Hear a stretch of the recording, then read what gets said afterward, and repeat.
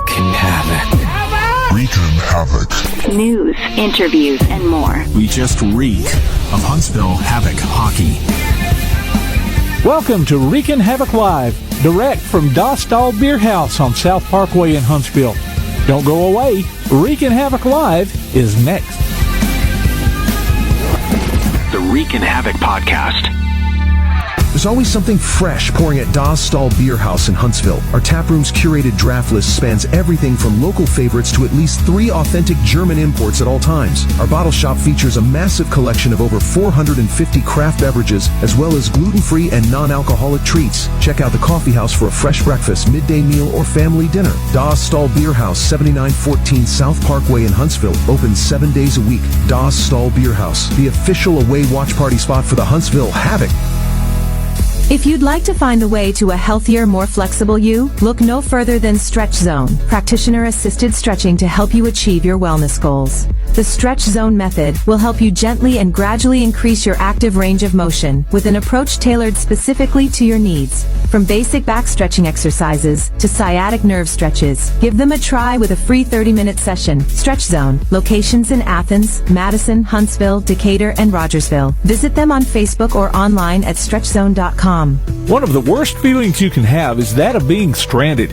Well, BT's Towing, Tire, and Truck Repair makes that a thing of the past with 24/7 towing services and roadside assistance in the northern Alabama and southern Tennessee areas.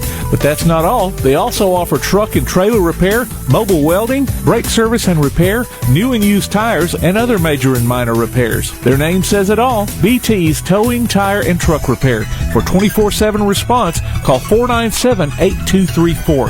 That's 497-8234. BT's Towing, Tire, and Truck Repair. Hey, this is Chris George, and you're listening to the Reekin Havoc podcast.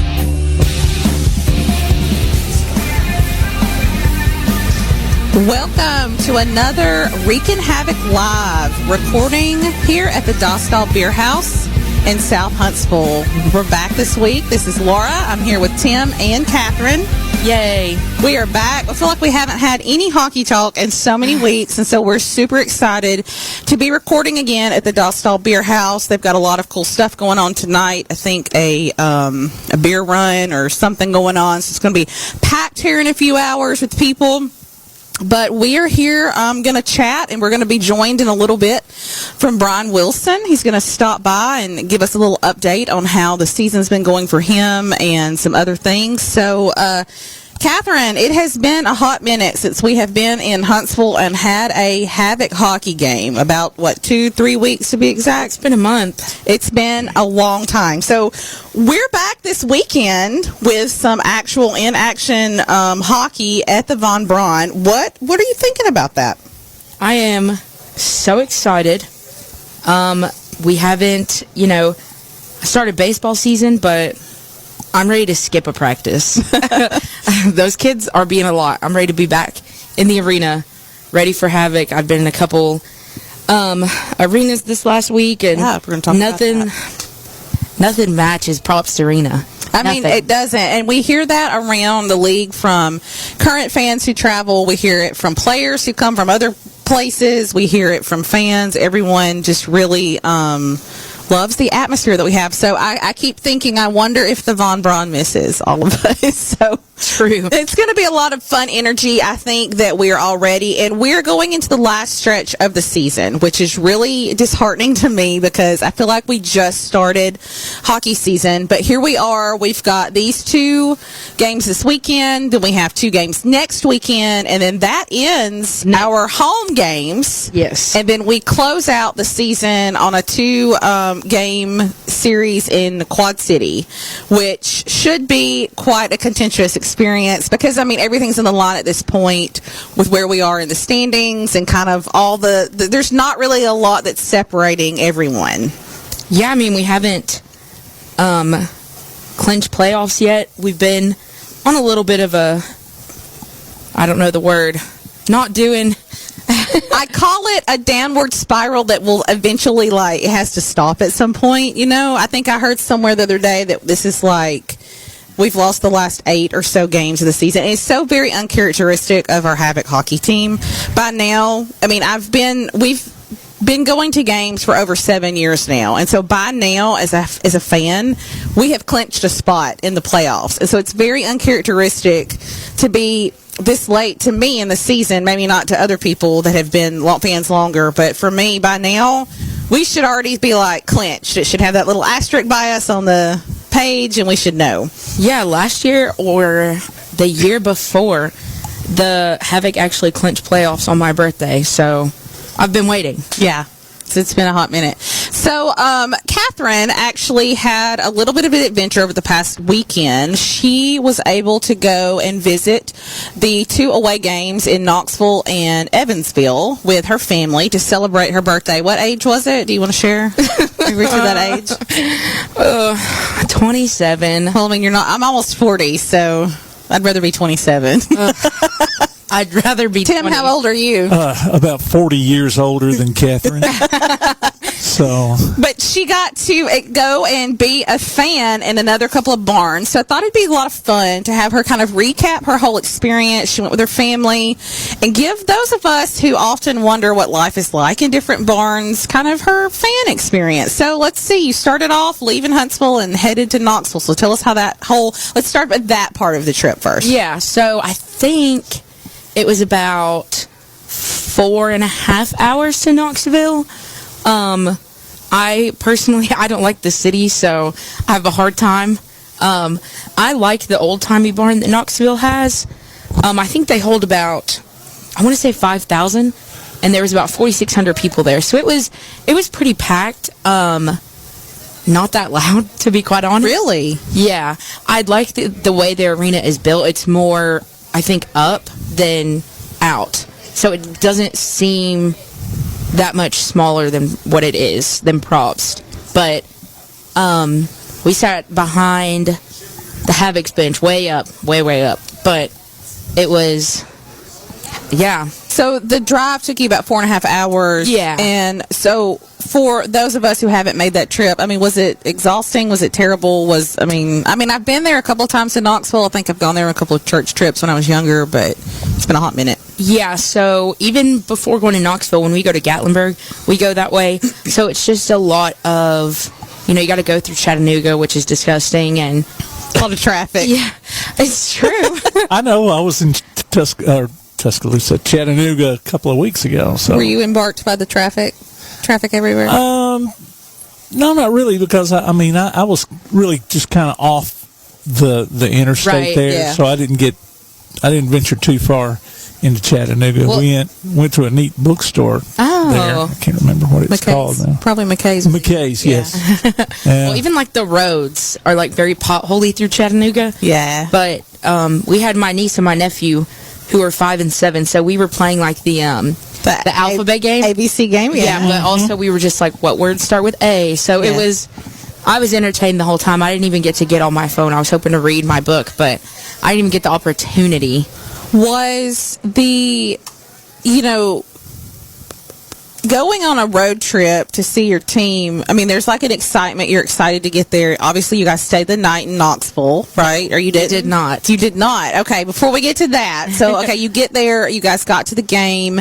I'm curious about, as a fan, getting in, all of those things.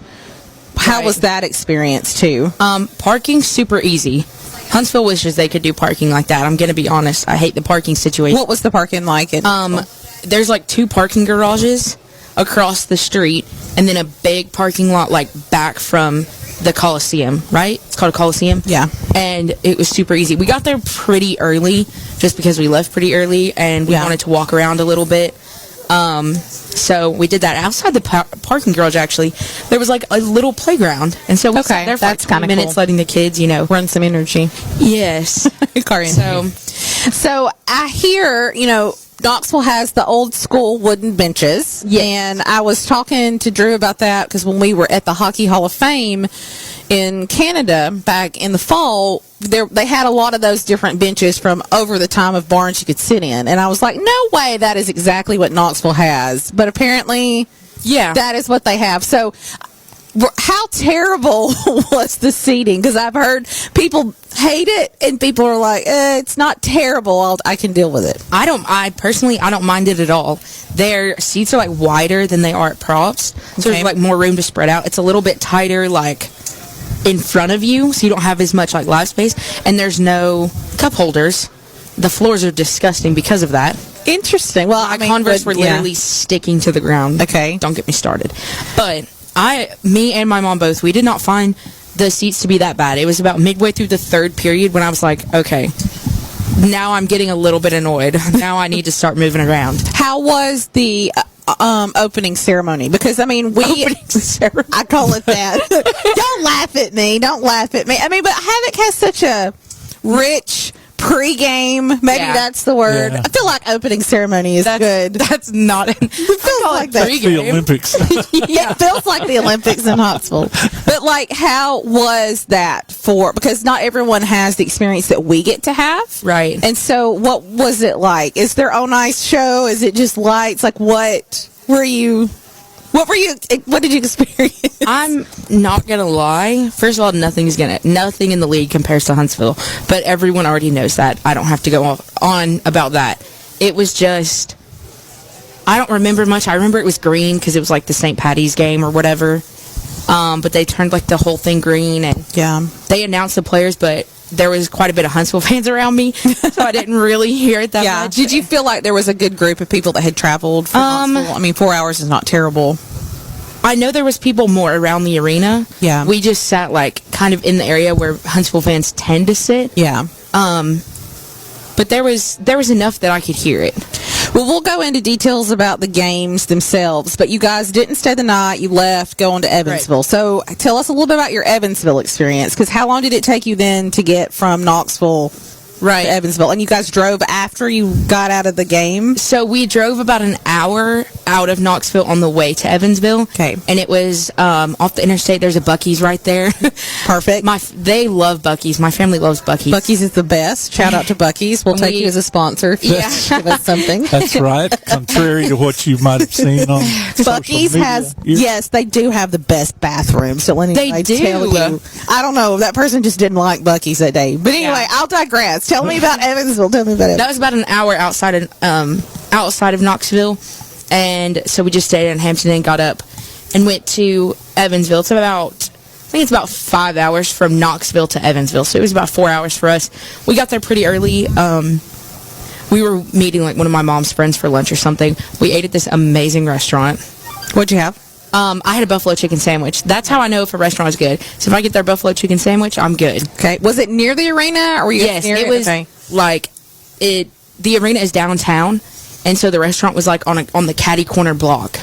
Nice. Like everything is super walkable. I love that city. I was expecting not that for Evansville at all. Okay. Anyways, the arena, the best arena I've seen. Better than ours. Okay. I'm talking about size. I'm talking about experience of the arena itself. Taking hockey out of it, that is such a good arena. Nice. It holds like 9,000. It's this huge glass building. Okay. And it takes, I mean, there's like a ledge almost, but it's not actually ledge, it's rounded, and you stand under it the whole time you walk around, so if it's raining, you're good.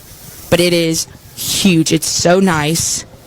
There's like an escalator inside to get up to like the seats.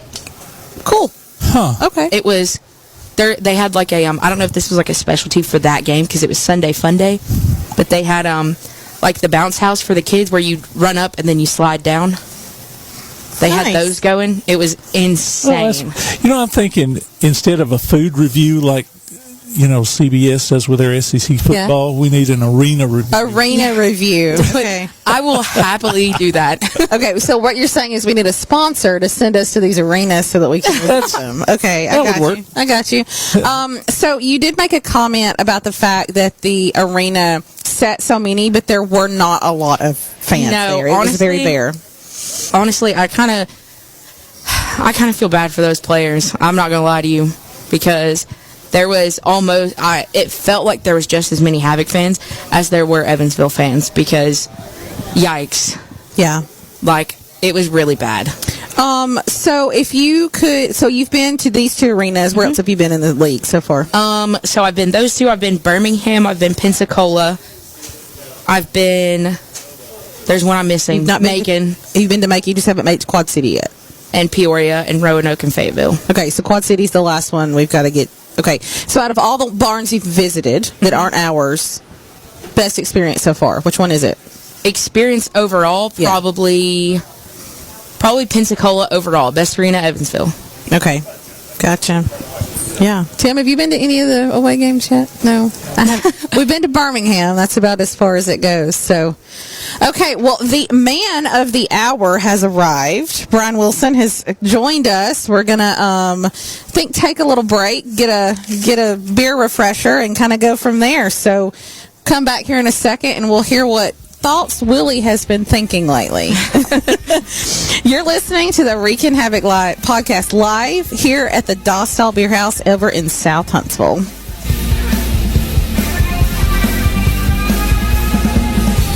Join the Huntsville Havoc Booster Club and help support the team and staff and promote the sport of hockey in Huntsville. Go online to havocboosters.org for more information. We'll be back with more of the Reekin Havoc podcast. The Reekin Havoc podcast. In June of 2005, our twin girls were delivered, Melissa and Catherine, and they were born 14 weeks early. Amy and Chris George talk about the Melissa George Neonatal Memorial Fund. They both weighed less than 2 pounds, and Catherine was 115 and Melissa was 1'9". Melissa lived for a couple of hours, but all of the medical technology in the world just could not have saved her, and she passed away while she was in the NICU. Chris realized pretty early that God had given us a platform that we could use to try to help people. So Chris and I started the Melissa George Neonatal Memorial Fund at Huntsville Hospital. To know that Melissa's name is living on, her legacy continues, and I think that was very important to Amy and I, is why the fund is named after her. Because for 7 weeks, Melissa fought so that Aunt Catherine would have a chance to live. And I think that we wouldn't be doing her name any justice if we didn't carry on, because we know we wanted to honor her and honor her legacy. And the community, Huntsville Havoc, the community in Huntsville itself, they've rallied around that. And it's been a wonderful support system for us. And I think for a lot of families too, when they see total strangers that are giving. We're online at HuntsvilleHospitalFoundation.org. Click on the Melissa George Neonatal Memorial Fund and you can give that way. There's no donations too small, and every dollar is just as important as the next one. And if you're giving, then we understand you're giving because you care. And that's what's important, is that we've learned over the years that people give because they care. And you can volunteer. If you're interested in that, you can click on the volunteer tab to fill out an application. We are grateful for any type of support because we know that once we pull those dollars together, we can do big things. For more information on the Melissa George Neonatal Memorial Fund, visit HuntsvilleHospitalFoundation.org. Let's go in The slot.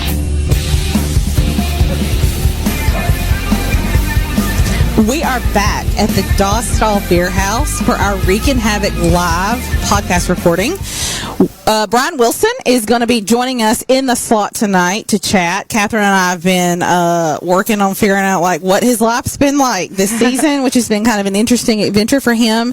And we have some really good stuff I think we want to talk to. He's gone to grab him something to drink, which is what you should do when you come to the beer house. So before our table gets back, because we're just having a good time, I told Tim when we sat down and we're setting up earlier, it was like we've met these guys and now it's like we're having family dinner and having some pizza and having something to drink and just sitting around the dinner table and having a good time. So before we get started on that, I thought maybe we could talk about what we've got on our table tonight to eat real quick.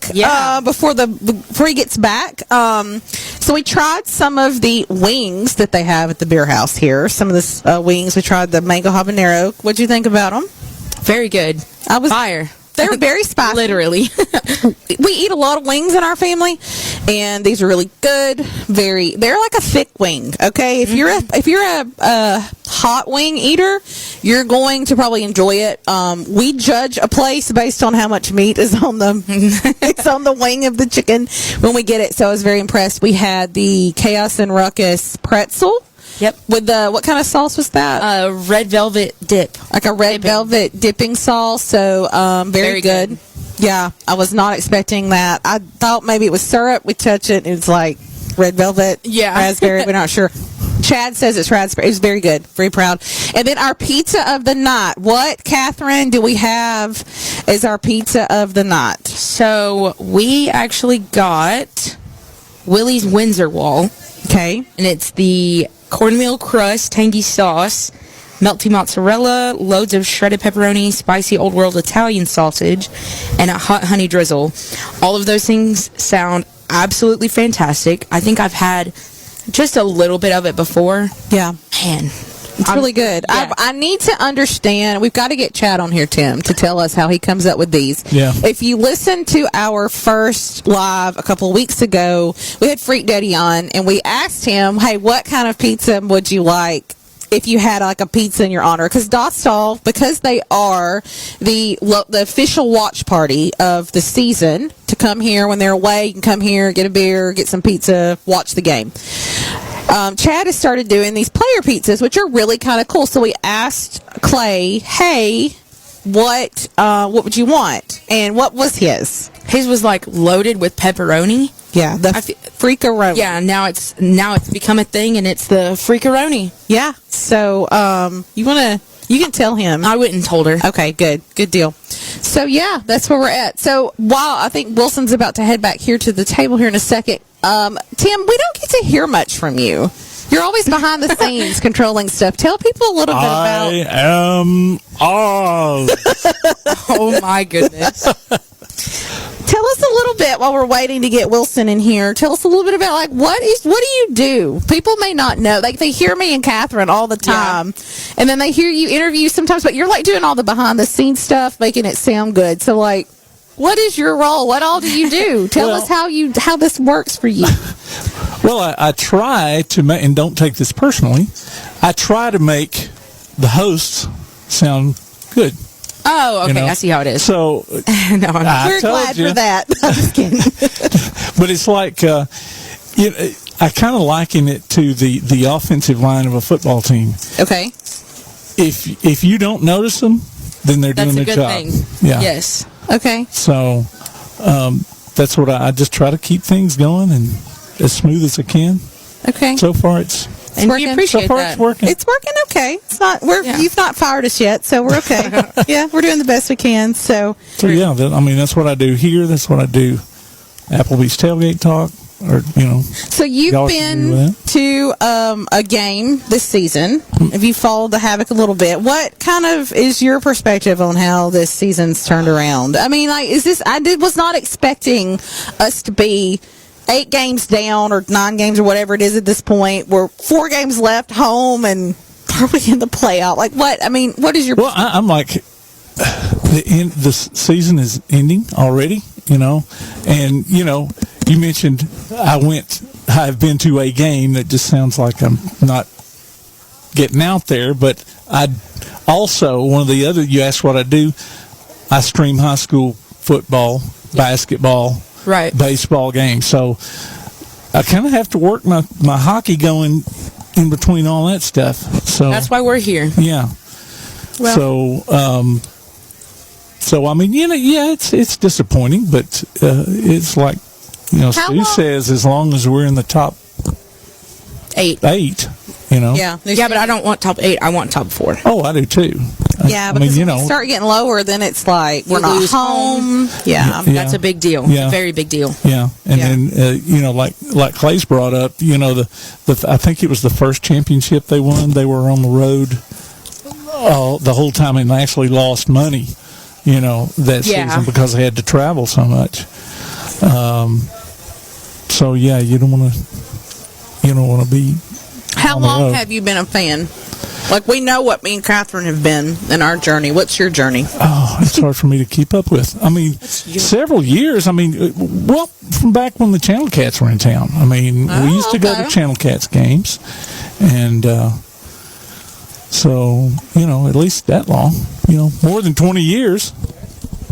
Nice. So. I cannot relate, but I'm here now. You know, I'm sad that I never got to watch Channel Cat's game, knowing how kind of chaotic and crazy and just all out that they were. I'm sad that I never got to truly experience one of those in my lifetime. Yeah, and see, that was back, too, when UAH was playing hockey, not club hockey, but they were playing collegiate hockey. And so sometimes, you know, they might have a UAH game and then have Channel Cats right after that. So, you know, we took in a couple of double features there a few times. Okay. So. Yeah, I wish I'd seen some UAH games this year. But nice. I've heard they were pretty good. Well, man of the hour has shown up to the table, so Brian Wilson is going to join us now in the slot, and we are super excited. We've had Brian on a couple of times to share a little bit about his story, where he's from. So if you are new to Havoc Hockey and you're new to Brian Wilson's story, and this is your first time getting to hear him live, go back and check out some former episodes that we've had with Brian. You'll get to learn a lot about him and kind of where he's from and all that good stuff. But Brian, hi, welcome. Thank you for coming. Hey, how's it going? Yeah, thanks for having me. Yeah, we're super excited to have you. Am I good, Tim? We good. We're good. Okay. See, producer man over here fixing things. Another switch that needed to be flipped. Behind the scenes. This is great. Thank you for showing up. It's been a long time since we've gotten to chat with you. So how is life going right now for you? How are things going? I mean, it's good. I'm in Huntsville, right? So it can't be too bad. Yeah. What season is this for you here? It's my third season here. Okay. Yeah. So I mean, just enjoying it just as much as the first. Yeah, it's a great group of guys, great town. Obviously, we have a huge amount of support in the community, and you know, that makes it even more fun for us, right? You know, the stuff, like I said, inside the rink, but also you know, that community support. It's awesome. How did you ever think that you would end up in like Huntsville doing this kind of, like in Alabama of all places too? Like, I mean, it depends, like, when you asked me, you know, like, if before I really knew about, you know, too much about pro hockey, and, you know, when I was a kid growing up, if you said, you know, you'd be playing hockey down in Alabama, I'd be like, I don't think they have ice down there. I don't know. You know, let alone be, you know, playing in sold-out buildings and stuff, and have such a passionate fan base. Like, you know, I wouldn't have known when I was young growing up, but you know, once you kind of get in around the league, you know, you can't help but be aware of it. And do you feel like you've kind of found your footing and where you want to be in this professional role here in Huntsville? Is this kind of like, this has finally become, I mean, you're 3 years in, is this really home at this point? Or? Yeah, I mean, it definitely feels very, very homey. Like, I mean, part of professional hockey is, you know, you kind of got to be able to be in the moment, you know, so I don't necessarily think like too far in advance with that stuff, just like good or bad, you know what I mean? Like things can go any which way. You just kind of got to enjoy it, you know, while you're here. And it's obviously like I recognize that it's a privilege to be here. Yeah. So yeah, like it feels like home for me right now for sure, and I got to keep. Well, you were a fan favorite, and there was a huge conversation petition that there should be a Brian Wilson jersey in the front office we can buy every year. Like, we need a Brian Wilson jersey. I've seen that a lot where people want your jersey. So you are definitely a fan favorite with a lot of people here. It's been a weird season. Would you say that it's been a weird season, or no? Or is it just like my weird fan perspective that it's been an interesting season so far? Yeah, I mean, I think it's been a little bit up and down, probably a bit more so than we'd like, but you know, there's a lot of things in the game that you can't control. You know, you kind of just gotta keep moving forward and you know, not get too caught up in it, and you know, stick to the process, and just keep working through it. The only way you know, out and to find consistency is just work through. Yeah. How do you know, you've had an interesting season where things have gone great, things have fallen apart, things have come back and gotten back together in the game. You know, it's kind of been a whole experience. Is that like a normal goalie experience? Like, do you think like those are normal things that happen, or is that just kind of how this tide of this season has kind of been? Yeah, like, I mean, you know, you kind of have to be ready for anything, for any of us out there, but, specifically a goalie, obviously, kind of having the right mentality and mindset is a huge part of having success as a goalie.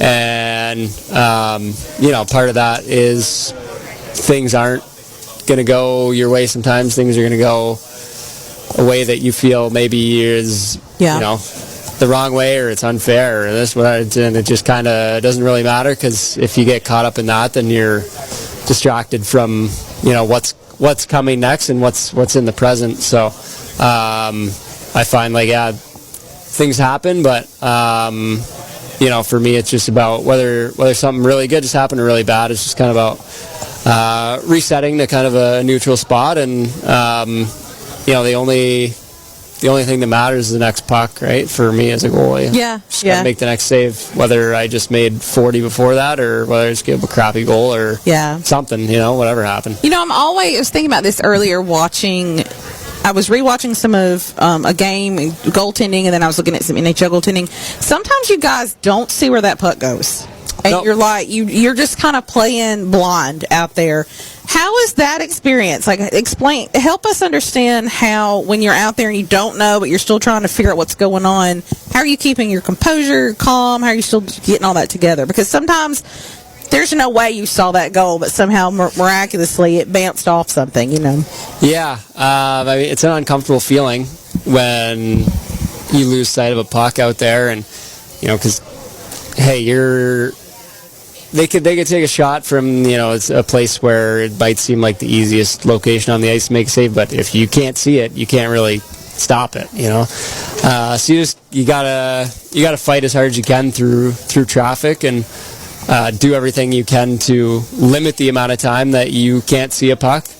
Whether you're finding it, under guys, or around, or above, or whatever, you gotta just kind of read the way that the bodies are moving in front of you. Yeah. Try and find that lane before it kind of happens.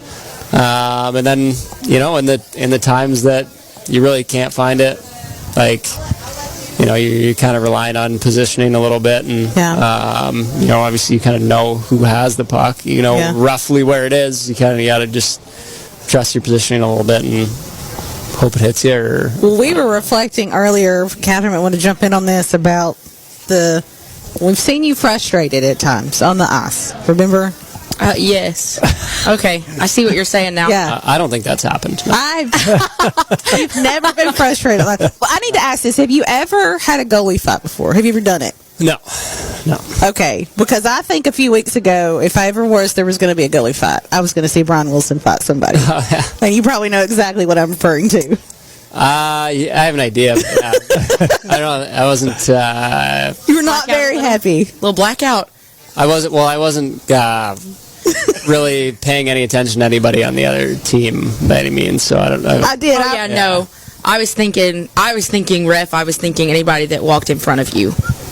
No, I was thinking if he's going to drop these gloves, it's going to be tonight. And I was like, this is going to be Brian Wilson's debut for his first goalie. But have you ever been in a fight? No. Okay. No. Yeah. So did he not just say that? I did. Yeah. It's all right. I'll say it again. But you had some thoughts on that, so I was going to turn it over to you, because I know you had mentioned. Yeah. So I know, like you just said, keeping that composure even if something bad just happened, or whatever the case may be. And I know it's very common for especially fans to be like, oh, the refs sucked, the refs did that, the refs did this. It was against Macon, I believe, when there was multiple things happening. Yeah. That was maybe one of the times that I've been like, the refs determined the outcome of that game because they didn't review it. Can I ask what sort of conversation was happening? If you don't want to make a comment, that's fine. Yeah, I don't we know. tried to read the lips on the flow, but we didn't get very far. I saw Good luck, ref. yeah. Your face is hidden, so we don't know what you're saying. Yeah. I saw what the ref said. No, I think I was just politely telling him I didn't agree with the call, and yeah, that's. For those of you who cannot see, he is smiling devilishly right now about this, but it's not terrible. I mean, oh my gosh. And at Knoxville, like you may have heard me talking with Laura, I went to Knoxville and Evansville this weekend. I was up kind of near the top. And yeah, we're in Knoxville. I know that I am in enemy territory. I know what's around me. I'm screaming. I would not be surprised if the players didn't hear me. I was screaming. What in the world is that? Because of the post, like, just... Yeah. And then it was Reggie or Fries, maybe. Like, the ref just put it back and skated away. And then one of them just walked up and just pushed it, and it came right off. Yeah. I don't... How do you hold your composure? Yeah, it could not be me. Yeah. They're in your area, you know?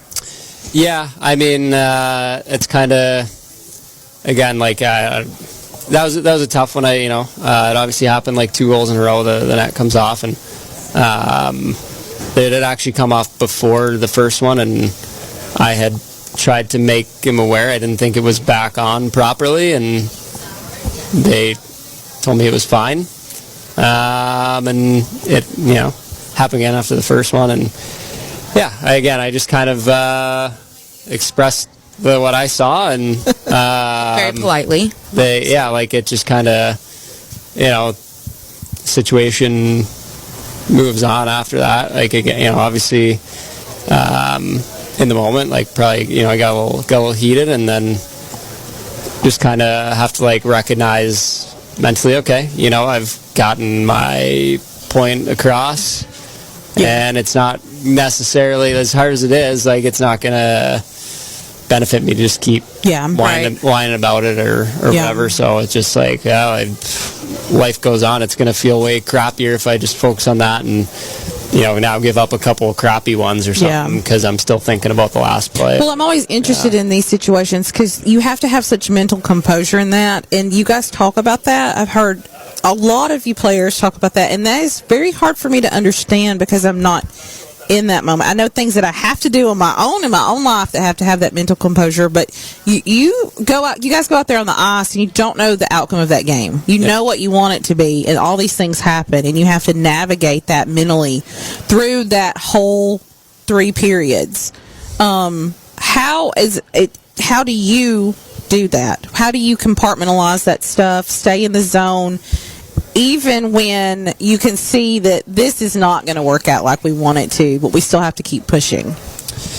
Yeah, I mean, it's hard, because we all, like, want to win so bad out there, you know what I mean? And you kind of gotta almost take the result out of it and just focus on doing the things right that are going to give you the best chance to get the result in the end, right? But you have the result in mind, but that's not where your focus is, and it's hard to do. None of us are perfect at it, but you gotta, even in tough situations, maybe we're down by a couple or whatever it is, you kind of just gotta get back to that mentality. Do the things that are going to make you successful in the long run and the highest percentage of the time, and do them competitively, and the results will take care of themselves. We're getting into the end of the season. Can you actually believe that we're almost to playoffs? I mean, no, it goes faster every year. Really? Yeah, it feels like, on one hand, it kind of feels like, it's long at some points, and then you're like, well, it all just kind of feels like the season just started. I mean, we were talking about that earlier, and so, season's almost over. We've got 4 more home games. How does it feel to finally be back home and be off the road after this long 6-game, was it 6 games, I think, or something like that? Something like that. 7, I think, maybe. 7, it was enough. It was a month. It's been about a month. So what is it, how are you feeling, or how are the guys feeling about finally being able to be back home? Yeah, it's nice. I remember looking at the schedule a month ago, and it was like, oh, okay, we're playing here February 20th, 21st, and then our next home games are March 20th and 21st. It's literally a month. I'm like, oh, geez, all right, well, it's so much fun for us to play at the VBC right, in front of all our fans, and it's such a good atmosphere, like best in the league by far, right? So it's such a, it gives us such a boost. So I think we're incredibly excited to be back home. Being on the road, it's, especially a road trip like that, it's a good challenge, and it can bring the guys together a little bit, because you're stuck on a bus for hours, hotels and whatever. You're spending a lot of time with your teammates, kind of doing everything together. So, there's definitely a positive aspect of it. But we're real excited to be back at the BBC. Have you guys had, maybe have you personally, since you started the season to now, what kind of adjustments have you've made to your game this season? Anything that you've kind of worked on or seen happen, and now you're going into the end, playoffs are kind of on the brink? What kind of adjustments have you made to your own playing? For me, it's just kind of day-to-day, small little adjustments here and there, adjusting just, maybe sometimes where I got my feet, or, being a little bit more still, maybe a little bit more aggressive in some aspects. Team game, I think we're just trying to be a little bit more aggressive on forechecks and things like that, and just kind of playing our toes a little bit more aggressive. There's kind of the adjustments we're looking at right now. Well, one adjustment you've got is a new helmet. That's been a point of contention, of discussion. We're all very excited about it. I think I saw it for the first time at the School Day Showcase. Yep. That was the first day I got it, I think, yeah. So tell us the story about, did you get to design it? Did you get to tell them what you wanted on it? What about it? Yeah, I got to work with an artist there from Florida, New Jack's Airbrush, and he did a really good job on it. Yeah, I got to work with him on kind of what I wanted the design to look like, or roughly, some ideas that I had, and he kind of put it all into action, and he sent me a couple renderings of it. I could make little adjustments if I wanted to, and the final product I think turned out great. So it's awesome to Is this the first time you've had a custom helmet before for Havoc, or that you got? It's your signature look. To me, this is Willie's signature look at this point. So for with the Havoc, obviously, I've been wearing a white helmet just since I got here a few years ago. I got a custom one in college. On that one, I on the back, right? Obviously, I have the Wilson volleyball, and the one in college, I had Free Willy on there. Okay, the whale. Gosh, gotcha. Yeah. I love that. That's awesome. Yeah, there's enough. There's enough references you can make with Wilson and Willie. Did you choose to put the Wilson hand on the back? Was that you're I want that on the back, or was it the guy that decided to do it? No, that was me. I was actually supposed to get a second one at college, my last year there. COVID happened, and I couldn't. We didn't get new gear and stuff, so it didn't end up happening. But I had a rendering and everything all done with the hand on the back, and nice. So it's been 5 or 6 years in the making of me getting that done. I kind of assumed it might never happen, and then the idea came up of doing one this year, and I was like, I gotta go with it. You had a question really quickly about that. So my mom actually was wanting to know, she would be the person to kind of notice this. On the back, there's that ribbon with the rose. Yeah. Can I ask what that's for? Yeah. That's the ribbon for Parkinson's. Oh, okay. At the tulip, I believe it is. Oh, okay. I know it kind of looks like a rose, but no. I see it for sure now. Yeah. So my mom has Parkinson's. So it just something to show my support for her. Nice. I love that. Yeah. So it's awesome. I mean, she's doing great with it. They were down a few about a month or two ago. Well, probably 2 months ago, I believe. Yeah, they got to come down. Yeah. So. Yeah, I think it was maybe in early February. Yeah, something like that. Yeah. Awesome. Yeah. Well, Tim is over here telling me it's time for a break, but we have a few more questions for you, Wilson. Do you care to stick around just for one little bit longer? We've got a few more things we wanted to ask you. For sure. So we'll take a quick break and all that good stuff. You're listening to the Reekin Havoc Live podcast here at the Stahl Bierhaus over in South Huntsville.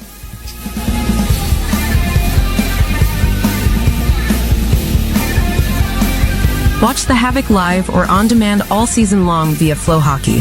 Just go online to flowhockey.tv or download the Flow Hockey app for your device.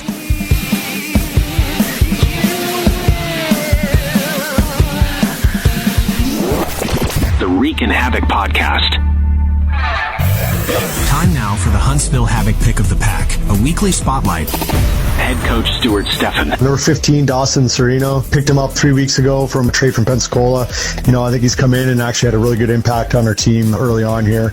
He's a kid that he's got a high motor, doesn't seem to stop. His feet are always moving, plays physical, and then the last couple games here he's been chipping in offensively too, which, we knew he had in him. I think it just took maybe a couple weeks here just to kind of find that offensive production, but he's definitely been a good impact on our team. Guy that gets around the net. Both his goals this weekend scored the game winner and tying goal there, and both were deflection goals. So likes to play in the hard areas, and we've got a good personality around the locker room too. Kind of keeps the mood light, and so he's had a really good impact here for us since he's come in. So looking for him to keep building on that through the playoffs here. The Reekin Havoc podcast will be right back. If you'd like to find the way to a healthier, more flexible you, look no further than Stretch Zone, practitioner-assisted stretching to help you achieve your wellness goals. The Stretch Zone method will help you gently and gradually increase your active range of motion with an approach tailored specifically to your needs. From basic back stretching exercises to sciatic nerve stretches, give them a try with a free 30-minute session. Stretch Zone, locations in Athens, Madison, Huntsville, Decatur, and Rogersville. Visit them on Facebook or online at stretchzone.com. There's always something fresh pouring at Stahl Bierhaus in Huntsville. Our taproom's curated draft list spans everything from local favorites to at least 3 authentic German imports at all times. Our bottle shop features a massive collection of over 450 craft beverages, as well as gluten-free and non-alcoholic treats. Check out the coffee house for a fresh breakfast, midday meal, or family dinner. Stahl Bierhaus, 7914 South Parkway in Huntsville, open 7 days a week. Stahl Bierhaus, the official away watch party spot for the Huntsville Havoc. Got something to say? Put it on a t-shirt, or hoodie, or apron, or even an iPhone case. Just go to daddyoscustomtees.com and make it happen. Look through their selection of ready-made designs, or make one of your own. Check out their special hockey designs, too. With Daddy O's Custom Tees, you can truly have it your way. Look for Daddy O's Custom Tees on Facebook, follow them on Twitter or Instagram, or go online to daddyoscustomtees.com. That's DADDYOS Custom TEES.com. Daddy O's Custom Tees. They've got your back or front. This is Dylan Stewart, and you're listening to the Reekin Havoc podcast.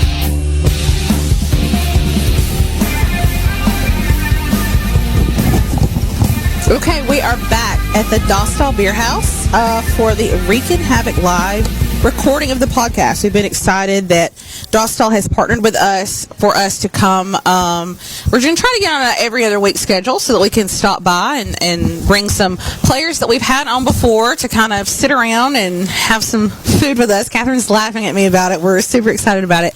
But we have Brian Wilson with us. He's stuck around. We just talked to him a little bit about his new helmet, his new look, and everything. And so got a few questions. We had one fan question that came in for you.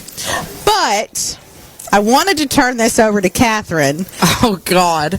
Maybe you won't kill us, Willie. Catherine did a little digging on something. So Catherine did not do any digging. Oh, who was it? Her brother did a little digging on you. So I'm just going to turn it over to you. Have fun with this one. Okay. My brother, he started watching hockey like the very beginning of this season because I've been in it. Okay. And so immediately, I don't know what happened, he was like, Wilson, that's my guy. That's my favorite. Love that. Yeah. Exactly. Well, he's 6'4", 6'6", and he's a ginger. Okay. Maybe that's why. Okay. Anyways, he sent me a picture that I've never found and was like, I must know. What if this is not Brian Wilson before you show it to him? I'm going to cry. I'm going to break down right here. I probably know, it's coming. What if this is not Brian and you're like... I'm going to cry. He wants to know when that's coming back. So for those of you who can't see, we'll put this in the show notes. What is this picture? Tell us. Well, that was me in a past life when I was a Viking. When you were back, where at? You know what? I would believe that too. Where were you? Somewhere. Niagara. That's what it looks like. Yeah. Well, yeah. That was at school. Yeah. What you don't see is the beard. So, yeah, the beard is. I mean, touching your shoulders just about. Maybe not your shoulders. That's a weird growing, but that kind of length. First of all, that's awesome. I literally did not believe that it was you at first. Yeah. So, no, that's. I love it. I think it's cool. Yeah, that's me. I don't think that look's coming back anytime super soon. So how did the look happen? Like, that beard's pretty well grown out. Like, was it like superstitious, got to keep it, or did like life happen? How did we go from this Brian Wilson? I told her you look like Jason Kelsey right here. Like, no lie. Okay, yeah. That's a compliment. Like, you look like Jason Kelsey at this point. I kind of see I get the vibe there. That took me like probably 2-ish years to grow. With a couple little cleanup jobs in there, but I was in college and going into my junior year, and I was like, you know what? Like, I grow up pretty thick facial hair. Like, I wonder how long I could get it. And I'm like, who knows what I'll be doing after college? Maybe I'll be in some, professional job. I got to be all, You weren't expecting to be playing hockky? Well, you never know, right? Right. That makes sense. Could be in some office somewhere and need to be all prim and proper and, not have, long beard or anything. I'm like, well, this is the time to test it. We'll test it right now, and if it doesn't work out, and just cut it off. Let's see how long it'll go. And, it was... I committed to the bit. It got pretty long, so I've got to show you. This is literally happening right now. My brother sent me a picture of my nephew, and he's playing Wilson goalie. Nice. You got the glove on the wrong hand, though. I don't know. Yeah. I know he's left-handed. I don't know if that affects anything for goalies. Well, he's catching with his right hand there, so yeah, it would be. He's a Wilson fan, right? Yes. You at Evansville, he was wanting to get closer to the players, like be able to give Nux so bad. And finally at Evansville, we were right behind the bench. So he was like, oh my gosh. And you gave him a puck after warm-ups. Okay. And he went screaming to his dad. He was like, Wilson gave me a puck straight out of his glove. Awesome. Oh my gosh, he was dying. We're pausing because Chad keeps bringing stuff over here. All kinds of cool stuff. So you'll have to share. What is that? What are you bringing us? Yeah. You need to come back here in a minute and talk to us when you get time, because we know you're busy doing the cooking thing. It's fun.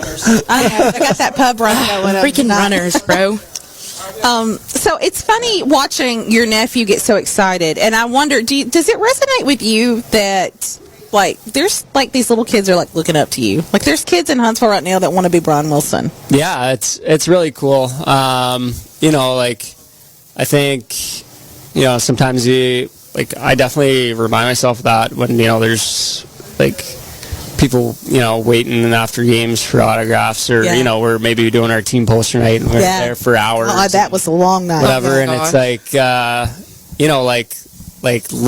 little kid me, had, people I would look up to, and, you kind of like being on the other end of that is, it's really cool. It's a privilege, and something like all of us as a group, we're lucky to be in that situation. So, I think you kind of definitely, I try and keep it in perspective.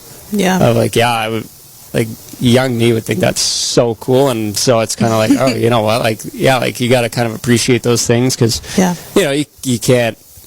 Hockey's not one of those. I can't play till I'm 70 or whatever. Right. It's, eventually it ends, unfortunately. Exactly, right? So it's you got to enjoy it and appreciate those things in that limited amount of time that you have to do this. So definitely something I think about, and something that's just really cool. So we saw your nephew's in his Brian Wilson moment at this time. Of course. That's his hockey goalie. But I'm curious, we've got game coming up this weekend, and I'm curious about your perspective on Roanoke's goalies. I'd love to hear your thoughts on the people that are goalieing against you, like the other teams. Rhoda Bush, Rosek, the two pretty good people that play. What are your thoughts on them too? You've played...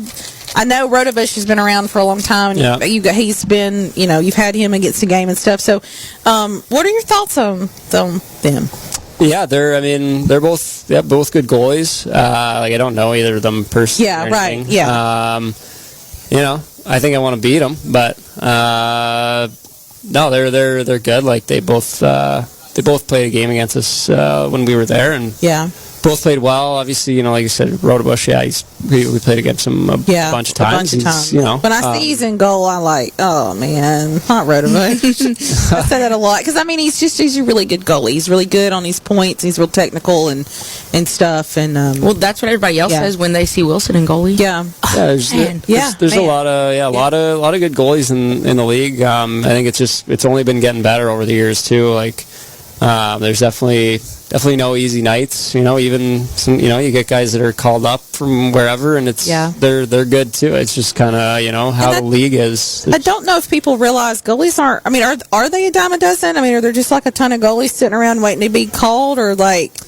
I don't know. I feel like it kind of almost depends on the year and kind of how things are going. I feel like some years, up above, there's tons of guys injured and tons of guys called up, and it just kind of filters up, and it's hard finding guys. And then some years it's just, talking to some guys that I do know, and they're like, I can't find a spot anywhere. Everything's jammed up. So it kind of just depends on the year, sometimes even just the time of year.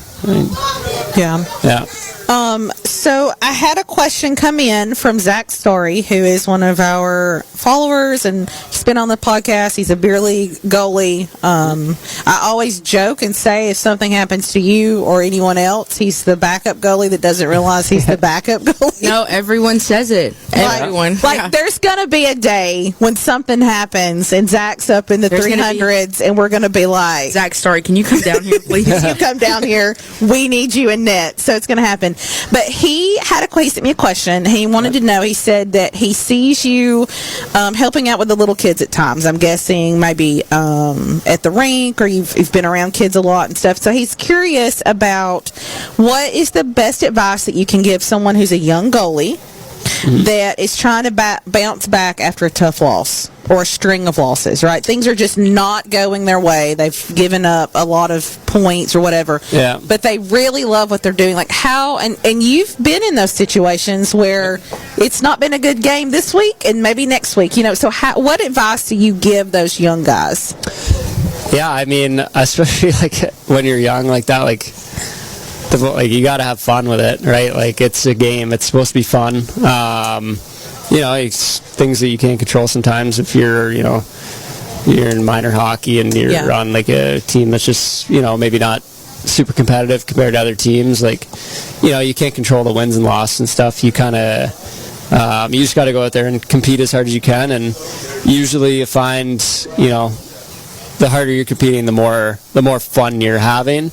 They kind of go hand in hand a little bit. So yeah, I think it's just remember that it's fun, and if they're, oh man, I want to go somewhere after, I want to play college, I want to play pro, or no one's gonna care if you won that game or lost that game in February when you were 12 years old. Or, it's just they don't kinda define you. That's hard to figure. Yeah, it's just kind of it's just another obstacle on the road, and nothing that needs to bring you down for any kind of extended period of time. It's okay to care, Yeah. It's all right to be, beat up by a loss or whatever, but, wake up the next day and just get back to it, yeah. So who's your NHL goalie right now that's on fire? Like, who are you watching in the NHL? So we're getting ready for... Who's your team while you're at it? Yeah, I'm a Toronto Maple Leafs guy. That's my second team. We got some Maple Leaf stuff in our house. Yeah. It's not the best season ever to be a fan of the team, but really sad about people that have been hurt lately. Yeah, it is what it is, though. That's what being a fan involves. Sometimes you got to be there through the good times and the bad times, right? So, and then in terms of like a goalie, who's the goalie in the NHL to watch right now that maybe we don't realize? There's a lot of them. I know he's having a bit of a down year. Like Bobrovsky's obviously won a couple cups in a row. He's on fire. A lot of the Russians, Vasilevsky, Sorokin. Well, they did get a nice break for the Olympic stuff, so I feel like it's working in their favor in a way. I like the Leafs guy, Wall and Stolarz. They're good, but they obviously don't have too much help from them right now. But I mean, there's so many good goalies to watch. Who do you think what do you think the playoffs are going to look like when it's all said and done? In the NHL? Yeah, like what do you think that's going to look like for the Cup this year? Oh, that's a tough question. There is a right and wrong answer. Yeah, there is. Hey, I read a story today where people really believe that the Sabres are going to pull through. Like this is their year to, to emerge from the ashes as the Cinderella team in this. And I don't know. It's kind of weird. Was not expecting that to be the name. No, I mean they've surprised a lot of people. They've been on a pretty good tear recently. Not just recently. It's been a while now. It'd be cool for them. Like I mean, I went to college 25-30 minutes from Buffalo, so I got a lot of friends that are Sabres fans, and that'd be really cool for them. Cool. Be a Cinderella story for real. Yeah, cool for the city. I don't know if I see them getting it done this year. Like they're a young and experienced team. Yeah. It'll be hard for them, but sometimes that can work in your favor too. So we'll see. As a Toronto fan, have you been to the museum, the hockey museum up there? Hockey Hall of Fame. Yeah, it's so cool. Yeah, I've been. Yeah, what'd you think about it?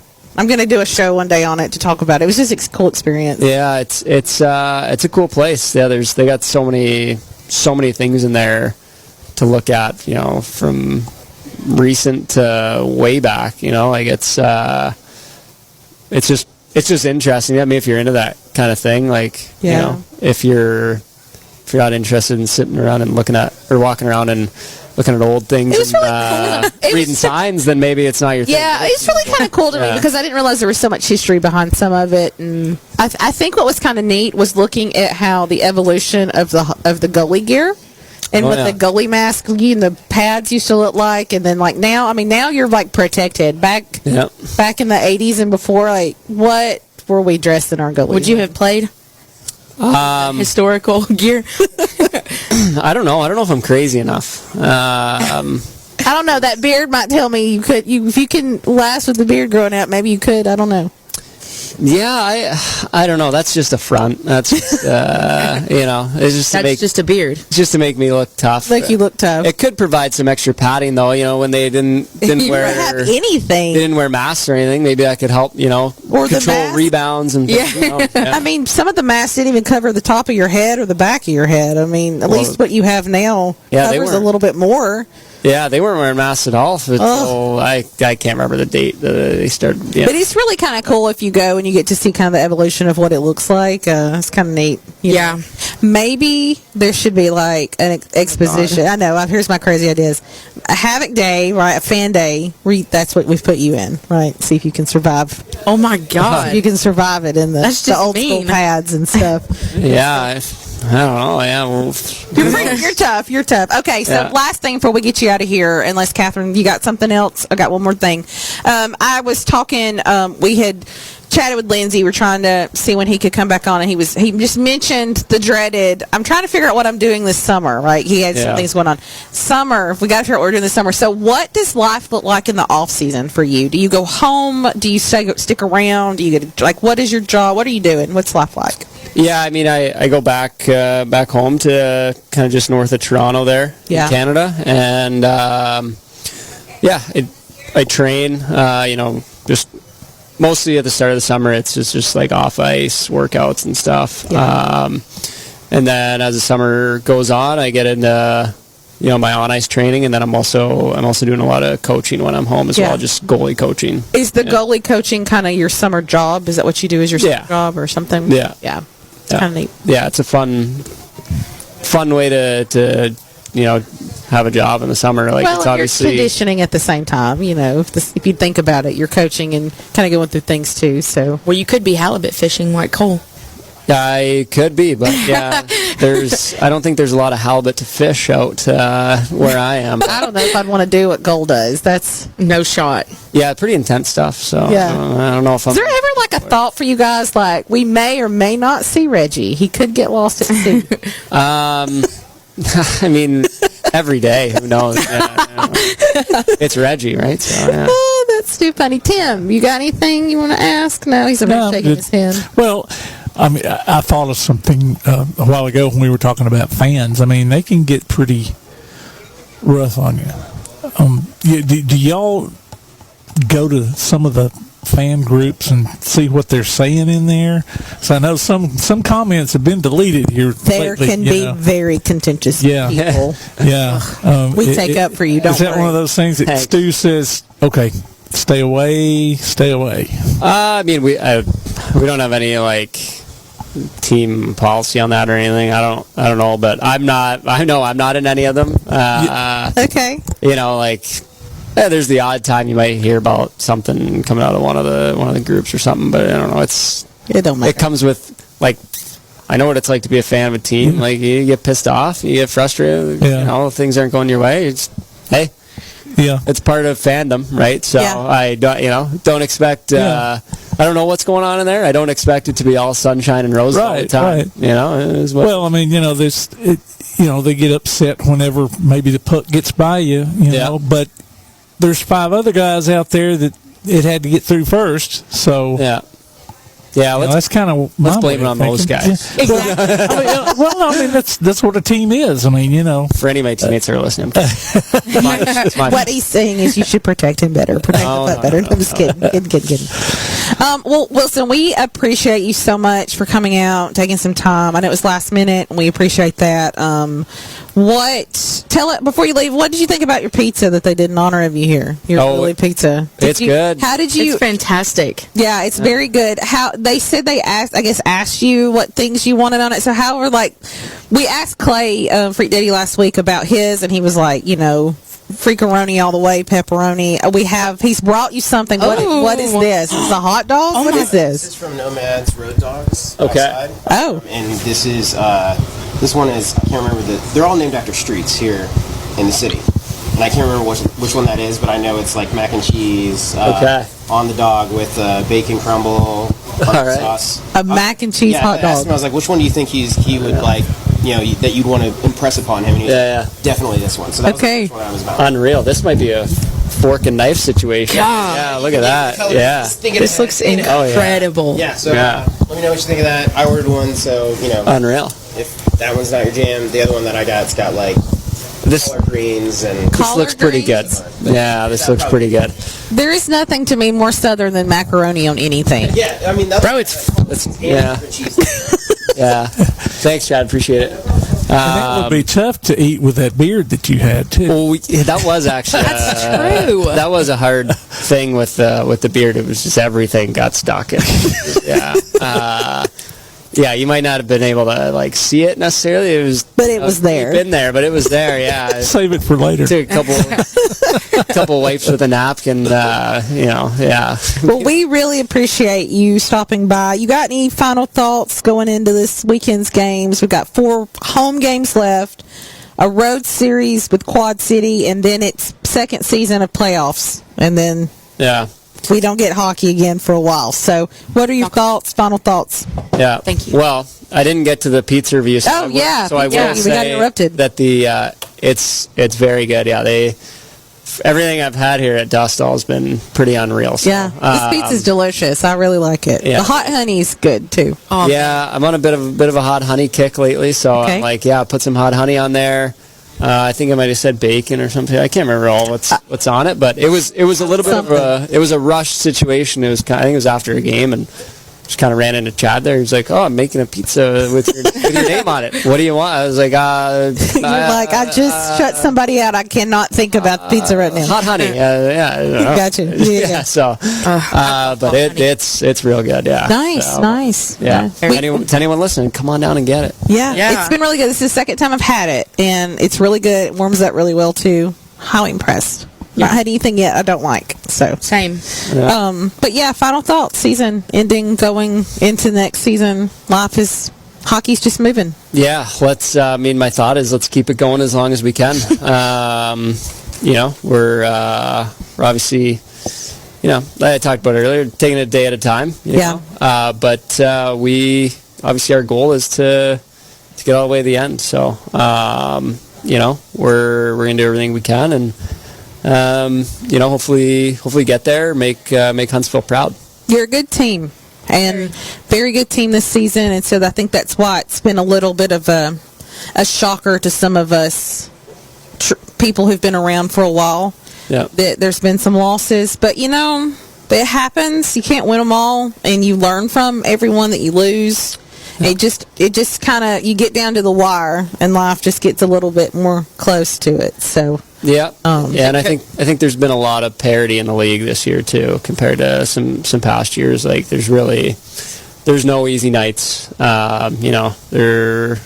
Competition continues to get better, and we got to use that as fuel and motivation to keep stepping our game up. So nice. Any other thoughts? Anyone around the table? I think you'll have a extra great atmosphere this weekend with all the people that have been missing Huntsville hockey. Do you have a question? My husband is here and is a big Wilson fan, so you sure you don't have anything to ask him before we close it out? It just I knew he would ask you something. I ain't really got nothing to ask. It just seems like we've been 6 years? 7. It just seems like this year the team has such a closeness. Like y'all are so tight knit, and it's a different team this year to me. Seems like. Yeah, I mean, we're definitely close. It's a great group of people. I've loved, again, it's my 3rd year here. Last year's team, the year before, I thought we were all super close. And some of the best groups of players that I've played with in terms of just people to be around, and hanging out away from the rink and getting to the rink, and you're excited to see the guys and whatever. So I mean, I think we have that this year, but I don't necessarily personally think it's something that's been lacking in years past compared to this year. Yeah. Nice. Yeah, it's something I feel like we do a good job of placing importance on here. Okay. Tim, we ready? Break? I don't know. He's shaking his head.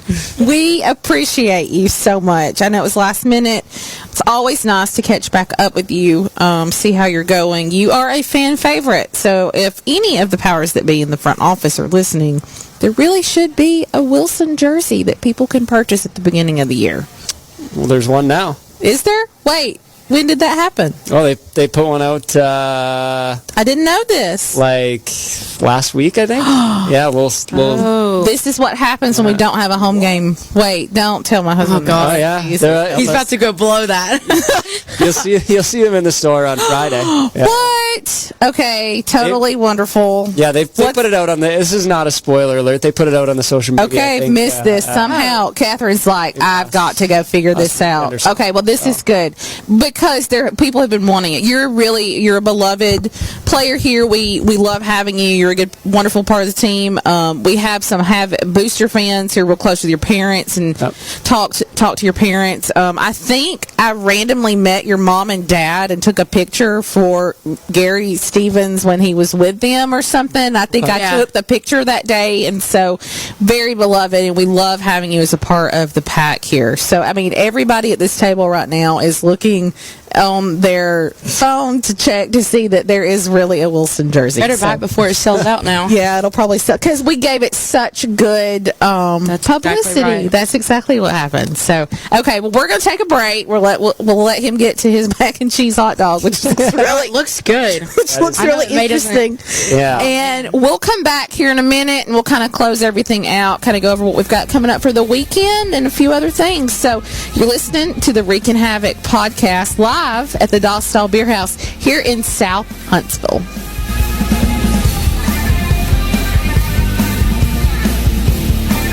Do you have an idea for the Reekin Havoc podcast? Email us at reekinhavoc@outlook.com. That's REEKIN havoc@outlook.com. Send a Facebook message to the Reekin Havoc page or leave us a voicemail or text at 256-434-RKKN. That's 256-434-7556. The Reekin Havoc podcast. The Havoc went 1-1 this past weekend at Knoxville and Evansville. Saturday night against the Ice Bears started out with a scoreless first period. Frame 2 was bookended by 2 solo Huntsville goals. Charlie Risk found the net at 3:24. Then Knoxville scored 3 times before Ben Schultheis slipped one in 2 seconds before time expired. The only other goal the Havoc could manage came again off the stick of Schultheis at 14:50 of the third, this time with the assist by Josh Kessner and Phil Elgstam on the power play. The Ice Bears hit pay dirt 3 more times during the final 20 minutes for a 6-3 victory, the last one at 19:30 on an empty net power play. Brian Wilson saved 36 of 41 Knoxville attempts. Huntsville tried 34. Penalty minutes were weighted heavily toward the Havoc, 65-34. A Sunday afternoon tilt at Evansville was another 1-goal win for Huntsville. Another fruitless opening period went by before either team could get on the board. The Thunderbolts lit it up at 2:46 of the second. Dawson Sciorino notched the first of his 2 goals with the Havoc at 10:31. Lincoln Earn and Kevin Weaver Vitale assisted. Evansville answered at 13:23. Then Connor Fries, Cole Reginato, and Schultheis came right back 23 seconds later to tie the game. Sciorino, Schultheis, and Elgstam took advantage of the power play at 8:48 of the final period to give Huntsville the 3-2 win. The Havoc had 4 penalty minutes to the Thunderbolts' 10 and took 24 shots to the home team's 26. Alex Proctor got the win on his first pro start, saving 24 of those 26. Sciorino and Proctor were stars 1 and 3 of the game. Austin Alger stays ahead of the team points and goals category with 44 and 22 respectively. Josh Kessner is first in assists with 25. League-wise, Brian Wilson is second in wins with 18, fifth in goals against average with 2.40, and is in a 4-way tie for first with his 4 shutouts. The Reekin Havoc Podcast. For those returning from military service, the transition back to civilian life isn't always easy.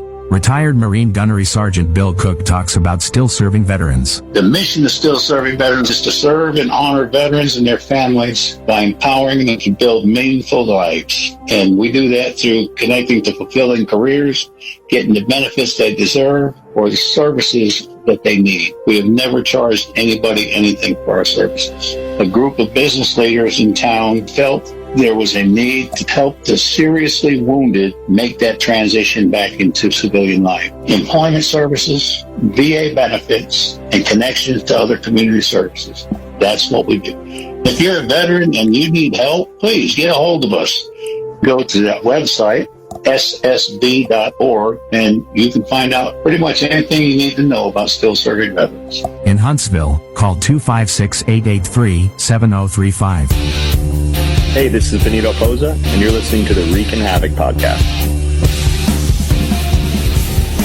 Okay, we are back at the Stahl Bierhaus recording our podcast live. We're so thankful and gracious to have an opportunity to expand our long episodes where we get to really sit down and talk with the guys first and kind of figure out who they are and introduce them to the fan base and stuff. But then now we have an option to kind of bring everybody around a table and have some food, kind of like we're having family dinner is what I told Catherine and Tim. It felt like we've got Chad, the store manager here at Stahl. Chad, thank you for stopping by really quickly. Kind of busy right now. We wanted to get you on. Not only thank you for letting us do this, we're really excited about it, but tell us a little bit about, like, Stahl. Maybe people don't really know it's the Havoc watch place, like all that stuff. Yeah, so Stahl is actually in its 10th year of being open. We'll be celebrating that in December. It was opened by a gentleman named Mark Stahl, and he's our owner. Mark is a optics engineer for NASA, and he wanted a place that was a little closer to home to just, be able to have a drink every once in a while. And so this place is, I'm the 4th manager. I've been here for very close to 8 years. I've been in charge for almost 2 now. And this was a job I took when I was pretty steadily into another job for about 8 years, actually, and needed to change. Happened to know the guy who was in charge at the time, David Vale. He and I went to college together. And I asked him if he had openings, and surprisingly he did, and just kind of fell the way I needed it to, and ended up over here, and I did film work for about 8 years, or about 6 years, and that kind of worked out really well because I came in here to work with him knowing that that's what I was going to do. Yeah. And so that worked out really well, and actually I went to college with Justin Strickland, who was kind of in the same position Clay Goalie is now at the Havoc, and so he actually asked me to come on to be maybe something of a plant sometimes at games. So if they needed somebody that would stand up in the other team's jersey and heckle fans, I did that for a little bit. Got pied in the face a couple times. Ooh, fun. Why were you getting pied in the face? Oh, I think I was like there was a couple seasons back. On the first game of the season, we played Birmingham, and they had me wear a Bulls jersey. I came off the camera. I'd heckle you too if I. Yeah, no. I had a Bulls 100%. Jersey on, and Chaos and Ruckus were had a little red. I don't know. It was like a towel or something, and they kept kind of throwing it in front of me, and I was trying to get the fans to be not happy that I was there, and so I ran through the town. Of course, on the other side, right, one of the mascots had a pie, and in my acting career, I would say I did a great job of following and eating that pie. Oh gosh. But yeah, I did that for a little bit, where I was kind of like a plant for some games, and then I had a friend who was doing a camera run for the team, and he was like, "Hey, do you want me to train you on this?" And that kind of led to me doing camera work. And now, unfortunately, Kevin retired, but I took the mantle of being that main camera down at the ice level. So what is it like being out there on the ice? How are you not falling? I went down for Chuck a Putt with the little kids help Catherine, and almost busted my butt. Yeah, my wife and my son go down. Like that's when y'all were going to have me carted off the ice, right? Trying to help little kids. I bet if you would ask like Brian or any of the guys, they watch me come off the ice sometimes, and you can see there's moments like after we do the anthem where I'm definitely thinking to myself, this is going to be the day. It's going to be the day that I fall. Am I face planting down and breaking the camera? Or am I no. on my butt? Yeah, like, you want to land on your butt because, the butt can be saved. The camera, probably not so much. Not so much, It depends on how bad it is. Like, I always tell people, though, it can't be that bad because I worked on a movie where we had red cameras and they literally let one get ran over by a train. Which my gosh. That's so much money that just went down. Yeah. How was the hot dog, Wilson? It was good, yeah. He destroyed that. He did. I was hungry. Yeah, there it is, yeah. And he's leaving with a bunch of goodies. He's been hooked up with all kinds of stuff. All kind of Sprecher soda, man. It's the best stuff. Heck yeah. All right. Appreciate it. Thank you, Wilson. We appreciate it. Have a good night. We'll see you this weekend. We sure will. So you're doing that, doing all those things. You guys are hosting here the watch parties. How are the watch parties kind of going? Word getting out? Is it getting packed? What's it like? I think it's really interesting. This place is such a laid back venue. I think a lot of people don't know that about here. I think they expect it to be a really specific kind of interior, at least, to be a really specific kind of look. It's really not, though. This is a package store that also has 32 taps. We have wine, we have sake, we have cider, we have seltzer. We tried the cider. It was good. Yeah. I don't think I knew you had sake. I got to try that. Yeah, our sake does really well. Our meads do really well. And again, sake brings back bad memories of college. It can be, yeah. But I think what's interesting about us is we are really different and we're really niche. And so you can get things that you don't expect to find here. Yeah. And what makes it cool for someone, like me, when I first started here, I didn't really drink beer at all.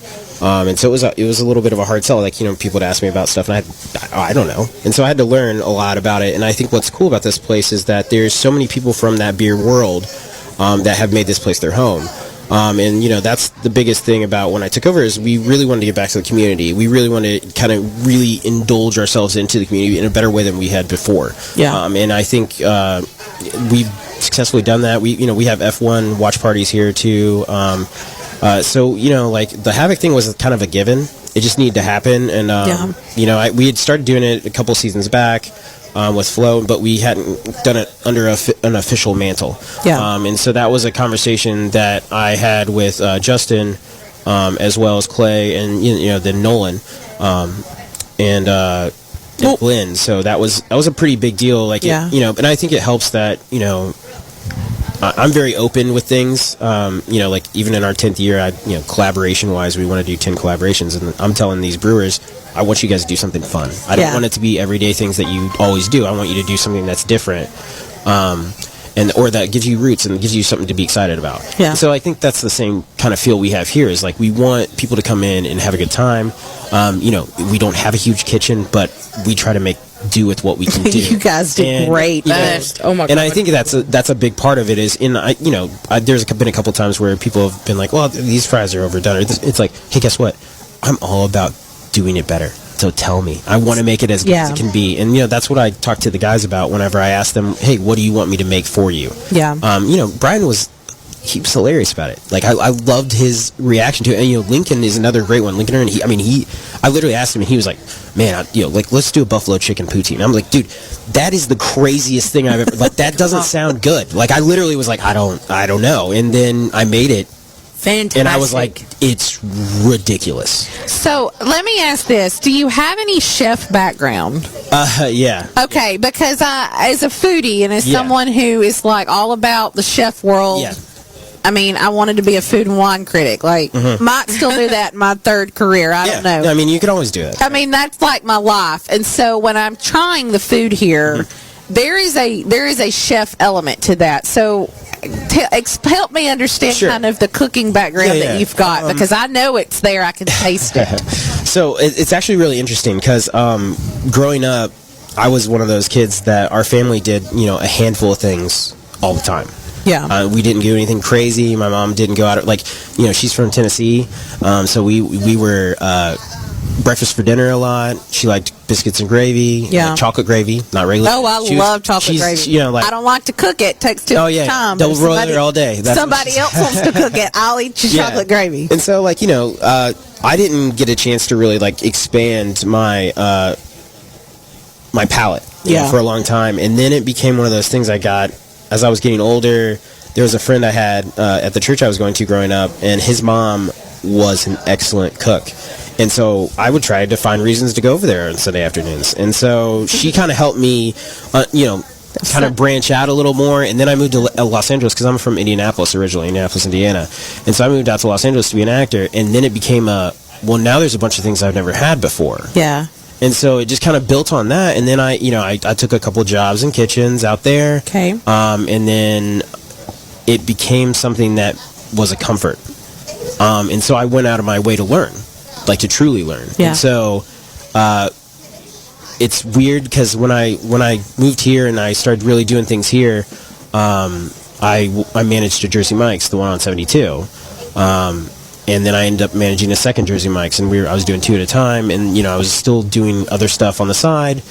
And when I got into the movie business, when I didn't know anybody on set and they had us somewhere where it's not like I'm going to go home, I'm going to be here for a while, I would make food for the entire crew because it made me comfortable. And so that became something I truly fell in love with, which meant that when I would come back home, I'm more than willing to try something I've never done before. Yeah. And so when we started back there with what we were doing, it was we were doing a few things for a little bit, and there's another guy here that we were kind of working together on some things. And then, things changed a little bit, and I became more of the main person doing that stuff. And it was let me take all of the things I've known and just expand it. Yeah. And to be comfortable doing. And so I've worked in food basically since I was 16. No, I can tell that there is some sort of experience with the crispiness of the wings. I'm getting my food critic mind now, but even just the crispiness of the wings and the sauce, and then you're pairing a red velvet sauce with a cinnamon. Yeah. Those are just really good. And so even back to the pizza, some of the things that we're putting on the pizzas too. So just really impressed. We've been really happy. I've had a bunch of stuff so far. Well, I like cooking for people, and so it makes it easier. And then for example, Ethan Lindsay, we didn't get to talk about his, but I made his pizza based off of his personality and how he reacts whenever he gets into fights, and then the kisses to the crowd. So it's he's a little spicy because he gets in those fights, but then he's a sweet guy because he's give another kiss out to the crowd. And he loves everybody. And so I literally told him that at the watch party on Sunday, and he laughed so hard about it. And then he ate a piece of pizza, and I had walked back to do something else, and I came back by, and he was like, dude,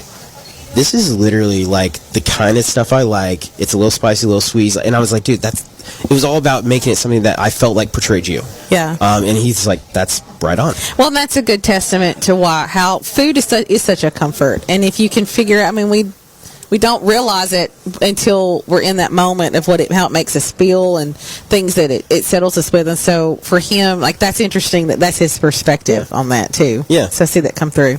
Yeah, it's fun. I enjoy it. I love coming up with new things, and sometimes I have a harder time because I get to a point I'm like, okay, what am I going to do next? Yeah. But try to keep an open mind, see what can happen.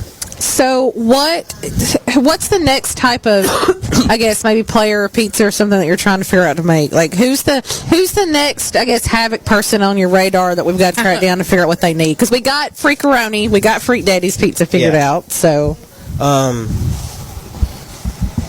the coaches have one? I don't know. Do they?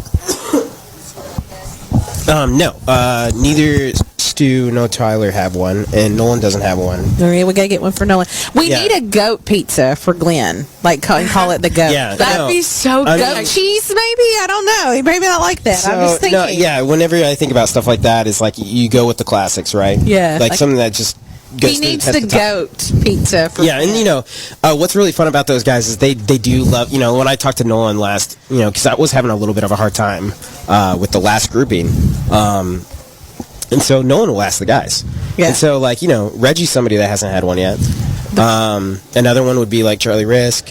Connor Galloway is another one. Yeah. Golka hasn't had one yet. Yeah. There's still a little bit of a laundry list of people who haven't gotten up there yet. And so that's kind of interesting because, some of them I've had a couple chances to talk to them about it. Yeah. Some of them I haven't. It's either am I going to just come up with something or do I get a chance to talk to them about it? Because I'd much rather them have a pretty big say in what we're doing because it makes it more fun. Well, if we get them on, we're going to try to nail them down and ask them.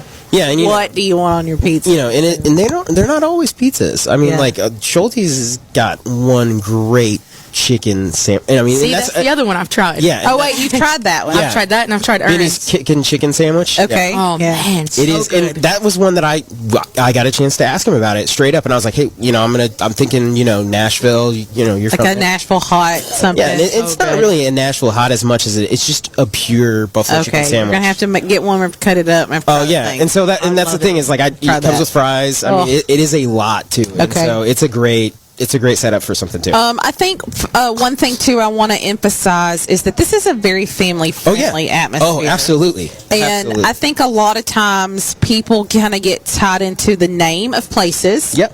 Like we go as a family over to eat at a couple of pubs in town, and I'm always thinking, I'm taking my kid over here, and it's like everything's beer related, but it's really family friendly when we get over there. Food's great, so you guys pride yourselves on that too, on it being family friendly. If my son wasn't with my wife in Florida right now, he's running around. Oh yeah, he does. And most people who have come in here and know me, it's pretty obvious that he's my son. So the hair, I think, is what gives it away. Gives it away. And that, that's one of the biggest things. My sister works here as well, and my nephew. Is that your sister at the bar that we talk to all the time? No. Okay. My sister's a redhead. Okay. Her name's Rose. Okay. So yeah, if you see a redhead in here, and then she's got 2 kids, and they're always here too. Gotcha. And so we pride ourselves in that. That's one of the biggest things about us that we've always wanted to have is we wanted people to feel like you could have everybody in here. We have the biggest non-alcoholic section that is in a place like this here in town. Yeah. And so and we're always expanding that. So we don't ever want anyone to think that they can't come in here. We don't ever want anyone to think that we're not going to try to cater to them because we will. Yeah.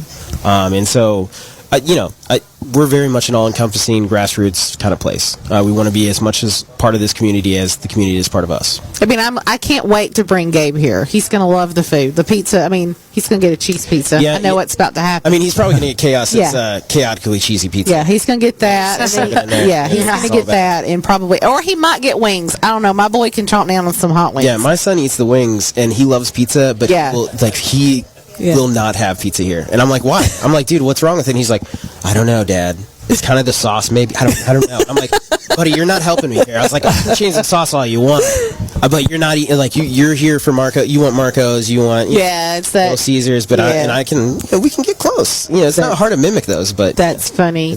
Well, I'm looking forward to bringing my son here, and I like the fact that a family could come here on a watch party, or could come by here, and it doesn't feel like you're at a pub or a bar. No. And I think a lot of people need that reassurance with their family to know that they want to come and experience something, and you don't have to drink a bit of alcohol. No. You can come eat and get a Diet Coke and get some water and get whatever and else. we have a lot of like those like specialty sodas that like the Sprecher, like I was giving Brian. I was about to say really that looks cool. good that he they're and that's what's fun about coffee. us. Coffee. I'm getting we're a coffee house. to go before I leave in a Absolutely. minute. So, and I mean, to plug in for us for the rest of the watch parties. The last away game of the season is the 4th of April, and we're doing it up big. We're gonna have the mascots here again. We're gonna have the front office guys here. We're gonna have Bama Boy boils for a crawfish boil outside again. Nice.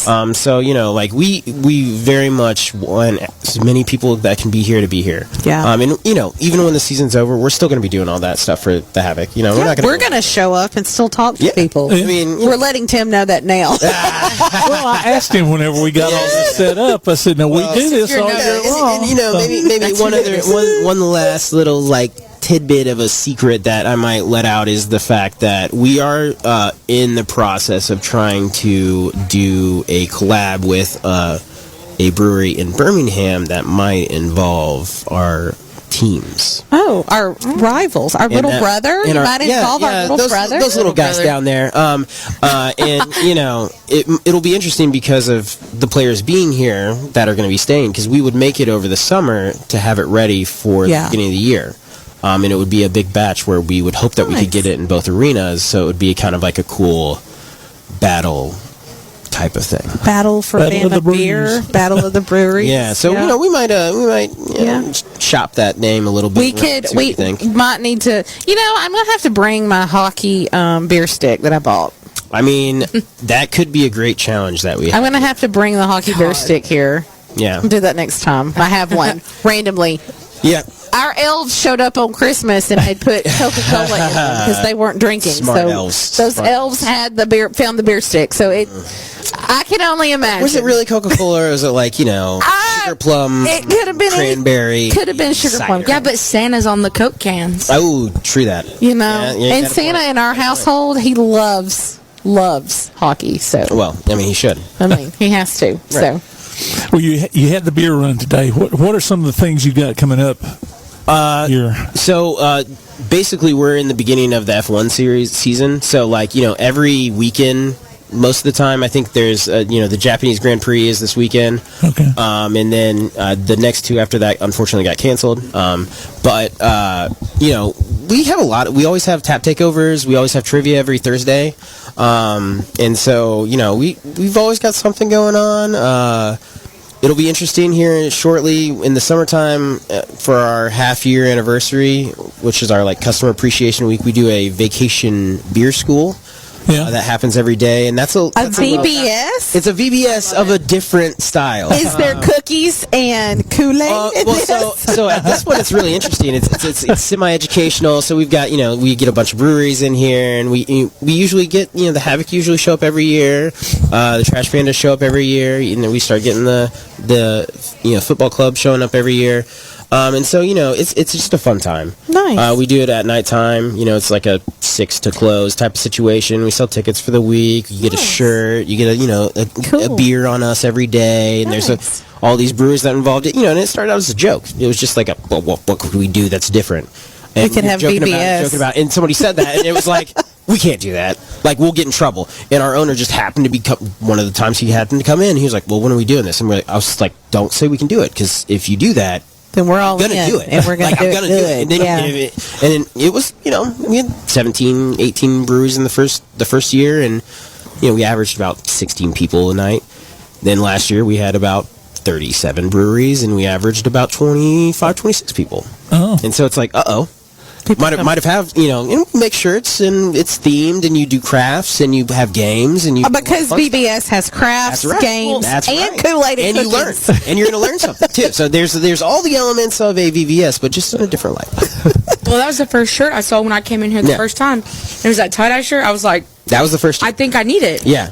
Well, and what was crazy about last year is we did we had the Lovingly Egg Beater Jesus holding Steins. Love Egg Beater Jesus. Those shirts did not last more than that day that they came out. We need more Egg Beater Jesus. We really do. I like to have a lot of fun.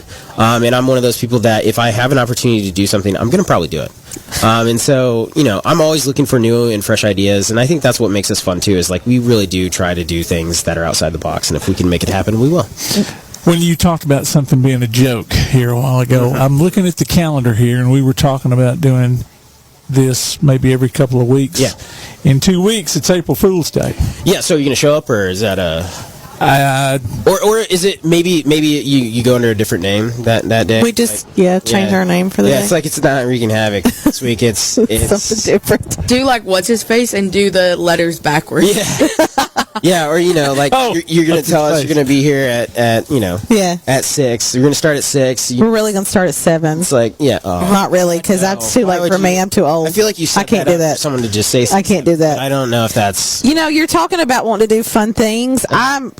My counterparts here know I'm crazy, and I have lots of thoughts. I want to raise money for Havoc's Education Day. I want to do a telethon here. I want to do something where we raise money to help put money back into that. So we can have 10 classrooms. Mm-hmm. They can come. Those kids can come for free. I am sold on figuring out how we get these classrooms funded. I might tell you that my wife might be the educational director of Children's Theater, and she's great at doing this kind of stuff. Well, I'm a former public library director, and I did children's programming for almost 10 years in that.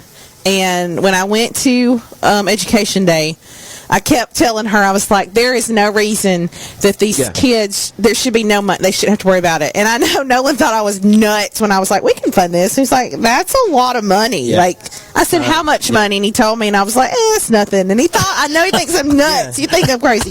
Well, I've raised worse, So I keep thinking, I really hope maybe this summer we can do something where we try to help. Can work on it for work and figure out how we get some kids that, I want them to come experience hockey, and I want these schools to not have to worry about sending these 4th graders over here. Well, and what's crazy about it is my son's a kindergartner at Chaffee right here. Yeah. And I know that they had 2 different grades that were there, and one of our Stein Club members, his wife is the PTA president, and I asked her, I was like, how did just those 2 grades go? And she didn't know, and I was like, well, this is interesting, because now we can approach this differently at a PTA meeting. And so it's part of what we do in grassroots is giving back to those schools anyways. That's what I want to see. We want the teachers, we've got a couple of schools that'll do a teacher appreciation thing here, and in doing that, it's I'm not allowed to give you guys free beer, but I can give you free food. Yeah. And I want that to be a thing. We should be trying to build our community up that way anyways. So and it should be an easy step to get there. And I've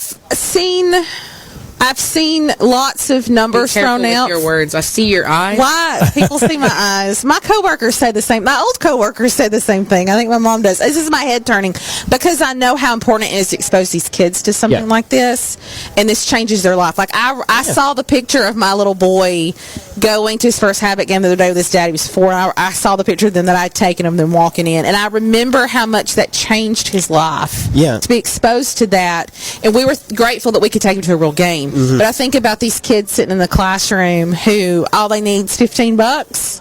There's people that's got 15 times 20 that we can sponsor this classroom. I know this. Just to piggyback. Y'all think I'm nuts, but I know it's true. I don't think so. Well, look at what the jerseys bring. That's what I'm saying. I know there's a way to get it to where we can have education day very well. Even to piggyback off of that, talking about your son, my son is obsessed.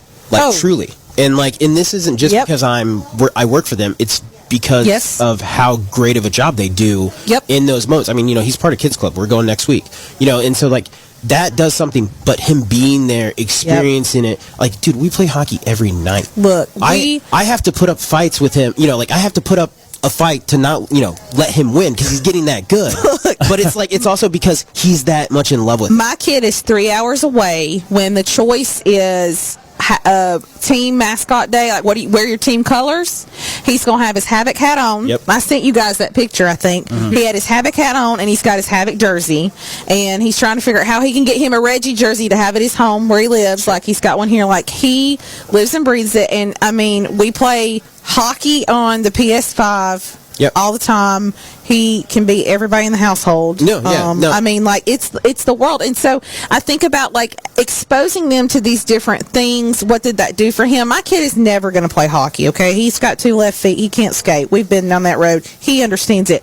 But he might go into sports media one day. He might be a hockey announcer. He might have something that he wants to do related to the sport that he grew up loving. Take over for his mom. There you go. He can take, God, he'll be better than me. Or maybe photography, right? He might be a photographer one day. Like, I think about all the options and wonderful things that just falling in love with, like, a sport fandom might bring for him. Sure. There's tons of little Gabes that are sitting out there in these classrooms that need this exposure. Well, and I think it's really great to even, that's part of it that makes it so interesting to me is, like, when I was growing up, I went to Germany when I was like 11 years old, and part of what I did when I was over there is I taught some kids how to play baseball.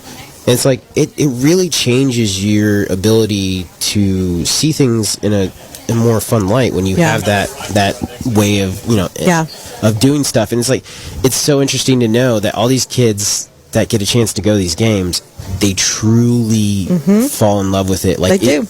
Like, to me, when I think about what are some of the fastest growing sports, it's crazy that hockey's not just always in that conversation, because every place that I've seen, I mean, we do it better, I think, than most places, but every place is trying. They really are trying, and I think that I will always give them credit for the fact that they really are. They want the players to, be part of the community, and they really reward us as fans by giving us even these. It's not a reward; it's we're spoiled. Yeah, well, no doubt, as a fan. I mean, but still. it's funny because you get these guys that will go up to the ECHL, and they end up, some of them go to certain places, and it seems like they have a great fan base. But, like, I've talked to people who work in NHL teams, and they're like, it's crazy what we do. Yeah.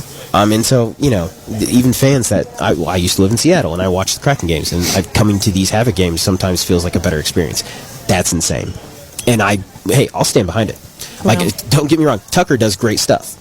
And he's the social. True. Yeah, he's a baby. He's so young. And I told him that the other day. I was like, dude, you're 20 years old, and I worked in the film industry for 6 years, and you do some stuff that's better than any of those guys ever have. And it's not AI. No, right. Don't get me on my tangent. Yeah. One last thing to say about, like, the kid stuff. You guys should talk to TJ. That's one of the mascots. Okay. He said something to me last time he was here.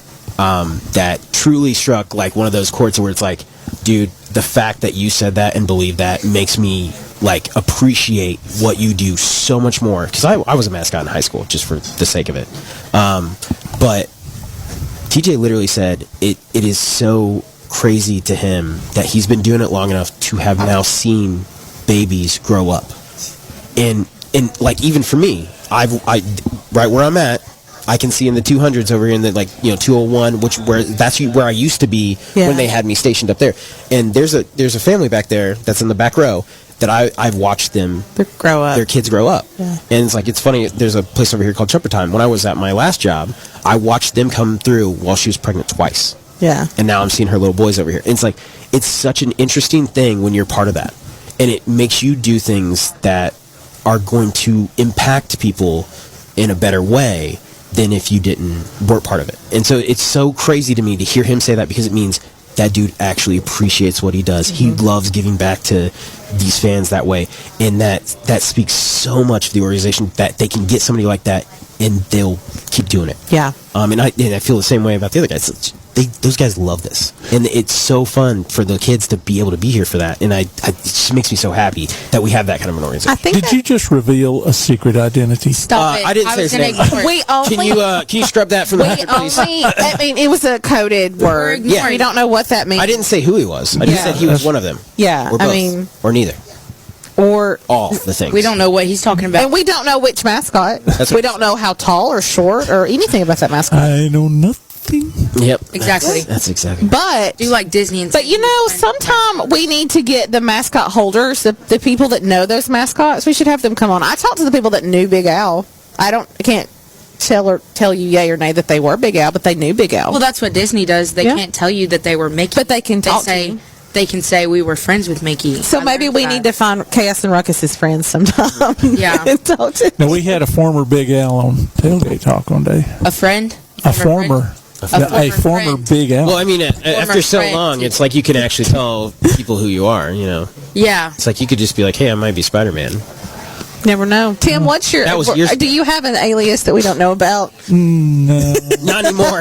They don't talk about it anymore. Let's just... we got to leave that alone. Is it time to cut? Let's cut. Let's cut right now. Let's be done with it.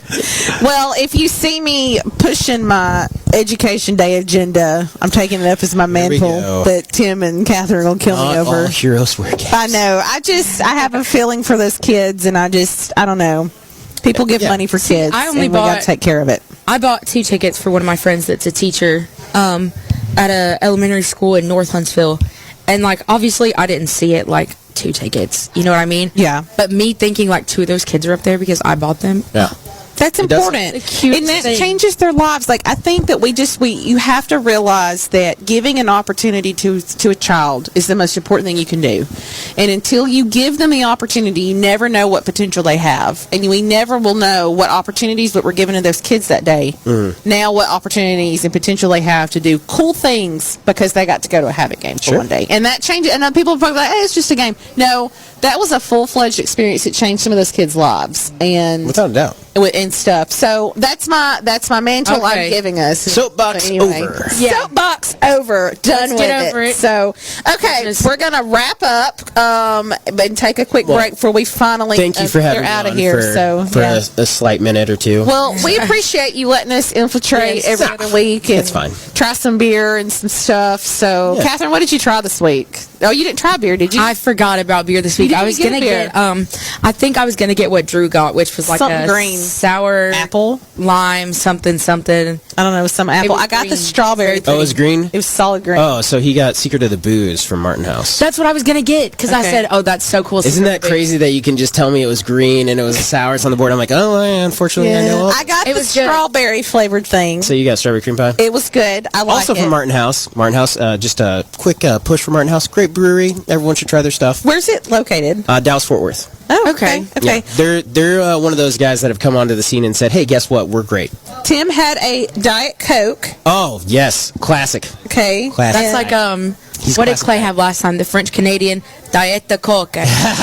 So we had a Diet de Coca. Yeah. And I'm going to grab me a latte before I leave. Yeah, you should try. You know what you should coffee. try, even though it's not a sour, you should try Martin House's Car Ramrod because it's a cream ale that's a maple cream ale in, think about Super Troopers. Okay, yeah. Where they, chug the maple syrup. It literally tastes like maple syrup. Okay. But it's 10%, I like so be real careful. Canadian maple syrup. So have you guys thought about doing a, what is it, a flight? Oh, we do flights. You do flights? Yeah, we're going to have to do a flight next time. Yeah, absolutely. Okay, then we're going to do that next time. We're going to do a flight when we come back. And then we'll try, you're going to send us a flight out and we're going to test it. Because I'm all about taste testing some beer. Yeah. Look, beer I like, beer I hate. Better than mine. All right, that's what I'm talking about. Okay, well, we're going to wrap up. We're going to go to our last break before we close stuff out. Thank you, Chad, for stopping by. We appreciate it. And for the opportunity, you're listening to Reekin Havoc Live, our podcast here at the Stahl Bierhaus over in South Huntsville.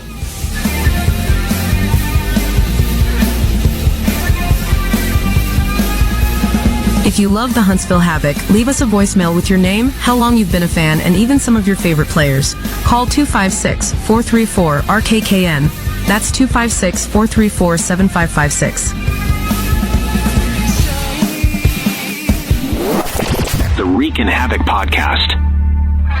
There's always something fresh pouring at Stahl Bierhaus in Huntsville. Our taproom's curated draft list spans everything from local favorites to at least 3 authentic German imports at all times. Our bottle shop features a massive collection of over 450 craft beverages, as well as gluten-free and non-alcoholic treats. Check out the coffee house for a fresh breakfast, midday meal, or family dinner.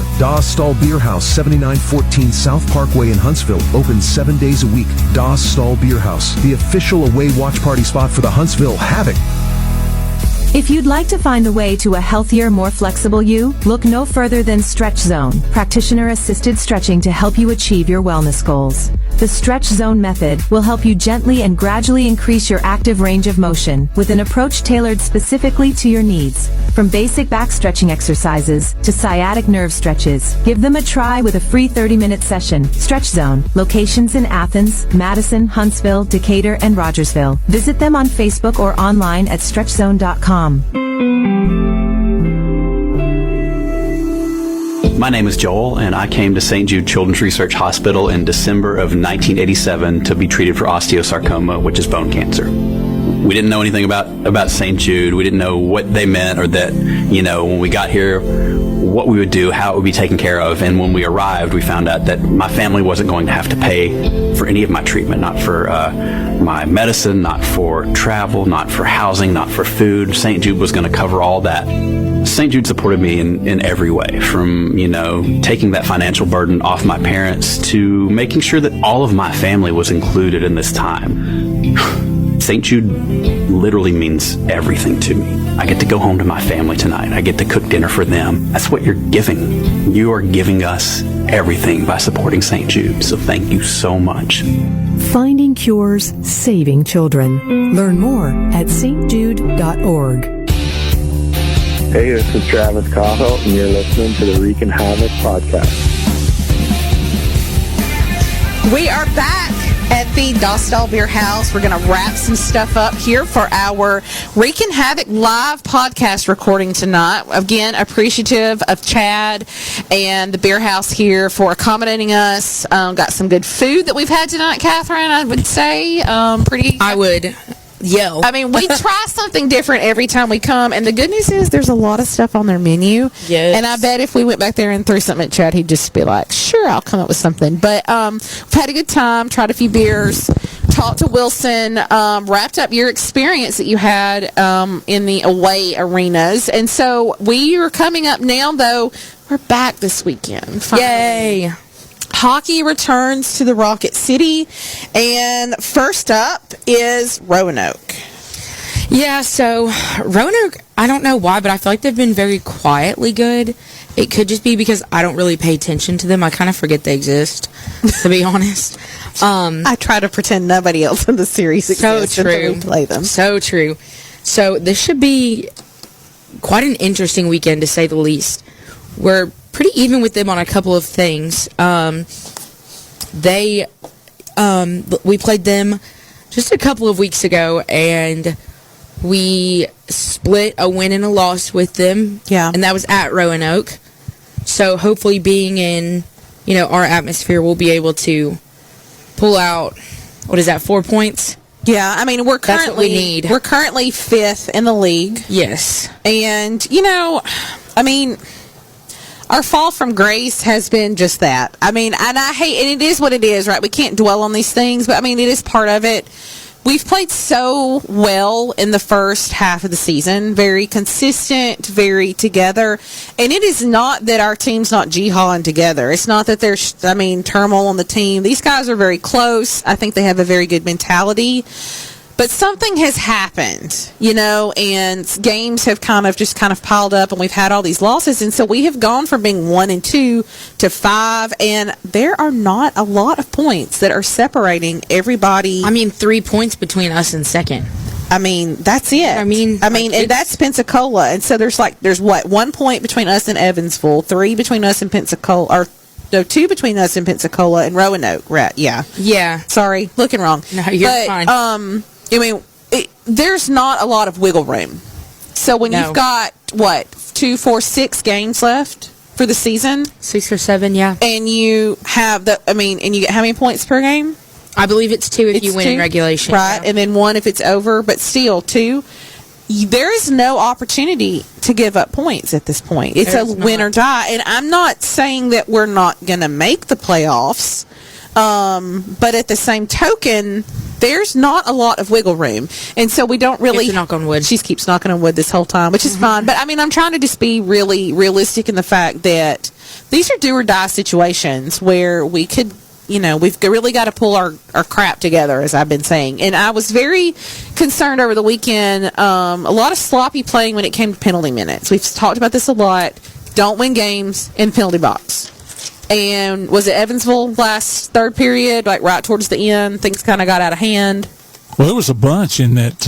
Wasn't it the Knoxville game? The Knoxville game. That's what it was. In the Knoxville game, that's even what it was. with all the penalties, we had double the amount of penalties that they had, which is insane. You're right. That's not how you win games. I mean, Ern had 10 for signing. You had Cole that had that 10-minute misconduct too, and then you had Risk, who with his all of them combined was 30 minutes of penalty minutes that Charlie had in that one moment. We had 4 game misconducts that game. That's what I'm saying, and like. Things are heated. It is life. We're out there. I get that, but also you're not winning. You can't win with that happening when you've got so many people pulled off. And those are good players too. Those are very consistent people that those are players we need. We need in final moments. We need when we pull Willie, and we've got to have some action going on. So I'm really like, what are your thoughts going into this next stretch? Because again, it's kind of do or die at this point. And it's not like a bad thing. I'm not trying to like paint it that way. It's just like it's the reality of where we are in the season. So I think, especially with Roanoke this weekend, they've got to stay, first of all, out of the box, obviously.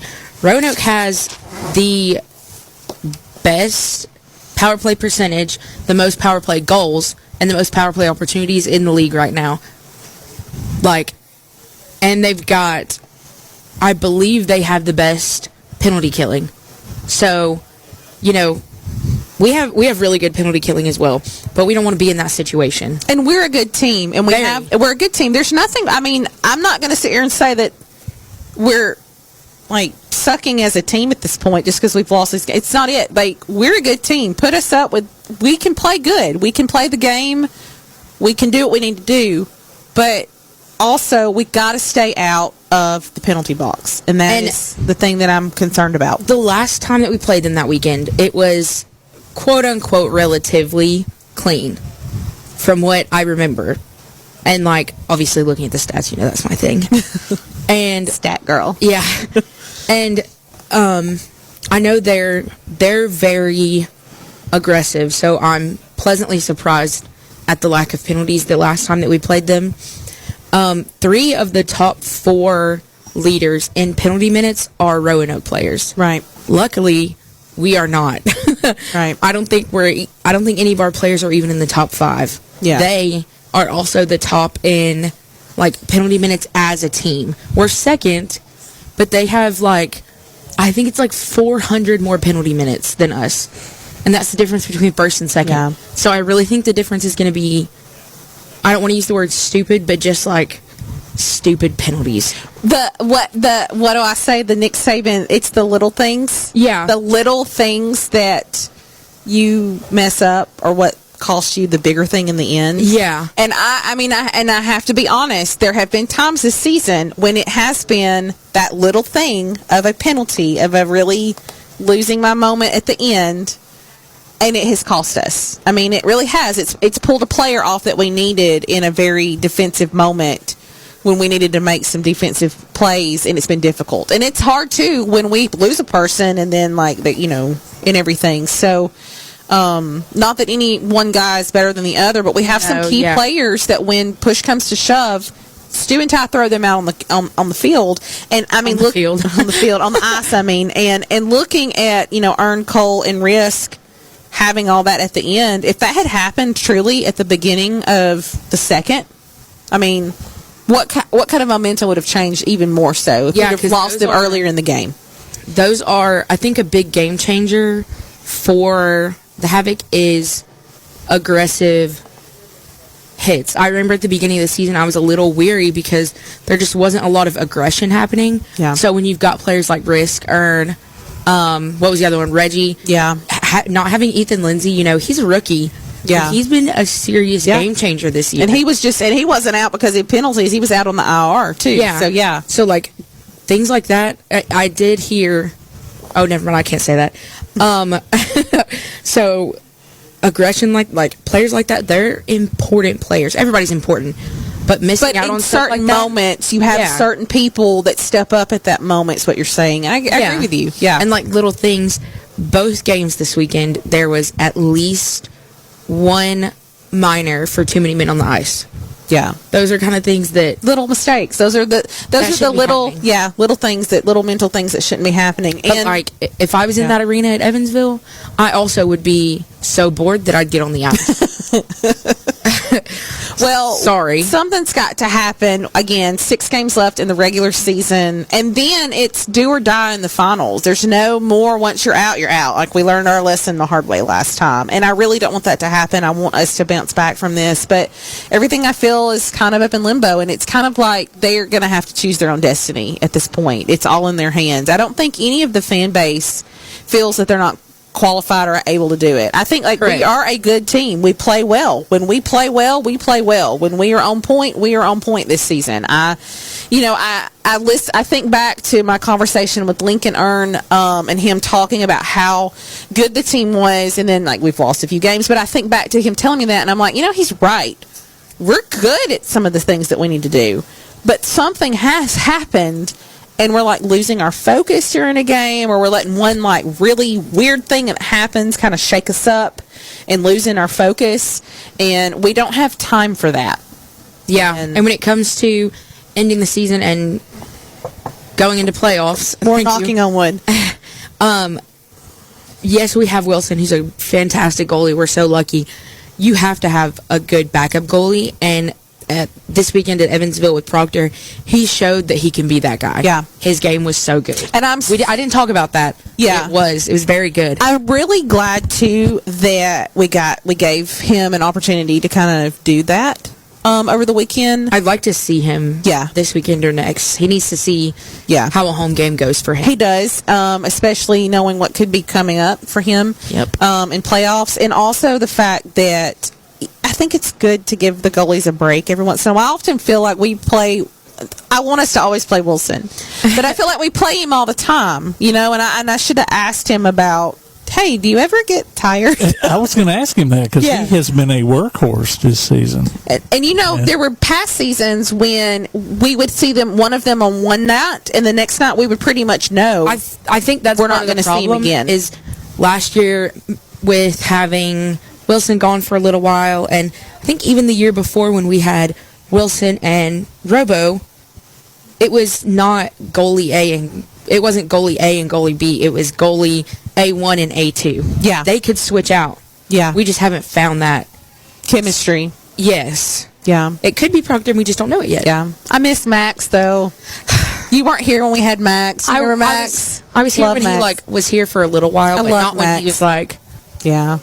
I think one of Gabe's first games was the mustache night when they gave out free mustaches. Oh my God. And they had little stickers to mimic Max's mustache. Somebody probably remembers that. I think I've got a picture of it. Gabe loved Max. But he was a lot like that. Like I think when I think of Wilson's playing, it reminds me a lot of Max and stuff in that.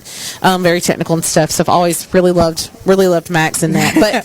But thinking about the fact that I think it was Clay that mentioned it last time to us that, anybody can have a good team. You have to have goalies. Yep. And so it's really nice to have gotten an opportunity to see Proctor in action so that we can kind of know, how that's looking and stuff. So we've got Roanoke this weekend, 2-game. Rhoda Bush is a beast. I'm sorry, he is. I hate playing Rhoda Bush in goal. But it'll be an interesting game. Our team has got to stay out of the penalty box. And if they're going to take a penalty, it better make it worth it. It better be worth it. It better be something that needs to be. Don't just start jumping the gun because you need to and stuff. So alrighty. Okay, Tim, any here. Final thoughts as we close this out? No. He said, "Get me out." He's like, "I'm done dealing with these girls tonight." Catherine, any final thoughts? Go Havoc. I want to have a good night. I want to have a good weekend. Yeah, I'm hoping I get to go. I'm looking forward to it if I do. But if not, I'll be catching it at home on the flow hockey. Hope it works because sometimes I have my moments with it. And if you are out there and you have not followed the Reekin Havoc podcast on Facebook, please do. I'm hoping to get us to 1,000 followers soon. So we're creeping up there. Share it with your friends, your mama, your daddy-in-law, everybody. Oh, my God. Everybody needs to listen and follow it. Oh, my Lord. Not your daddy. Yeah, everybody has got to follow the podcast. We have really enjoyed it. We've had, like, what is it, over 100 episodes now, Tim? And of some kind, I don't know, we're not sure, but we've been doing this since May of 22, so coming up on an anniversary in a couple of weeks or so on it, but it's been a lot of fun. So if you're not following the podcast online, please do. If you are listening to the podcast, you can always check us out on it's the Play Action Sports, or PAS Plus mobile app. It's your connection to all of our live streams, so you can get scores, podcast archives, and more. You can go to Reekin Havoc, that's ReekinHavoc.com to download those links. Follow us on Instagram, X, Threads, Facebook, all the stuff. We are there to keep you updated on scores throughout the game and all that kind of fun stuff. And so also, future podcasts that we do live, if you've got a question or a comment for any of our guests during the show, you can always send a text message in to 256-434-7556, which is Tim's clever way of writing the words Reekin, R-K-K-N. I thought that was kind of funny. Or you can send us a message during a podcast that we're recording live and ask questions. So we love it. Or come down. You never know who you'll meet when you're here and who might be at the table to enjoy the podcast with us. So for Tim and Catherine and myself, stay sharp in the slot. Keep reeking of Huntsville Havoc hockey. You've been listening to the Reekin Havoc Live podcast from the Stahl Bierhaus over in South Huntsville, and we will see you in the slot next time.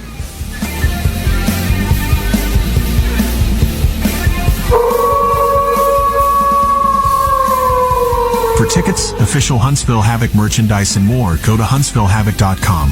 Visit our website at reekinhavoc.com. Look for us on Facebook, Instagram, X, and Threads. And listen, follow, and subscribe to the Reekin Havoc podcast on your favorite platform to keep up with the only weekly podcast covering the Huntsville Havoc, the Reekin Havoc podcast. The Reekin Havoc podcast.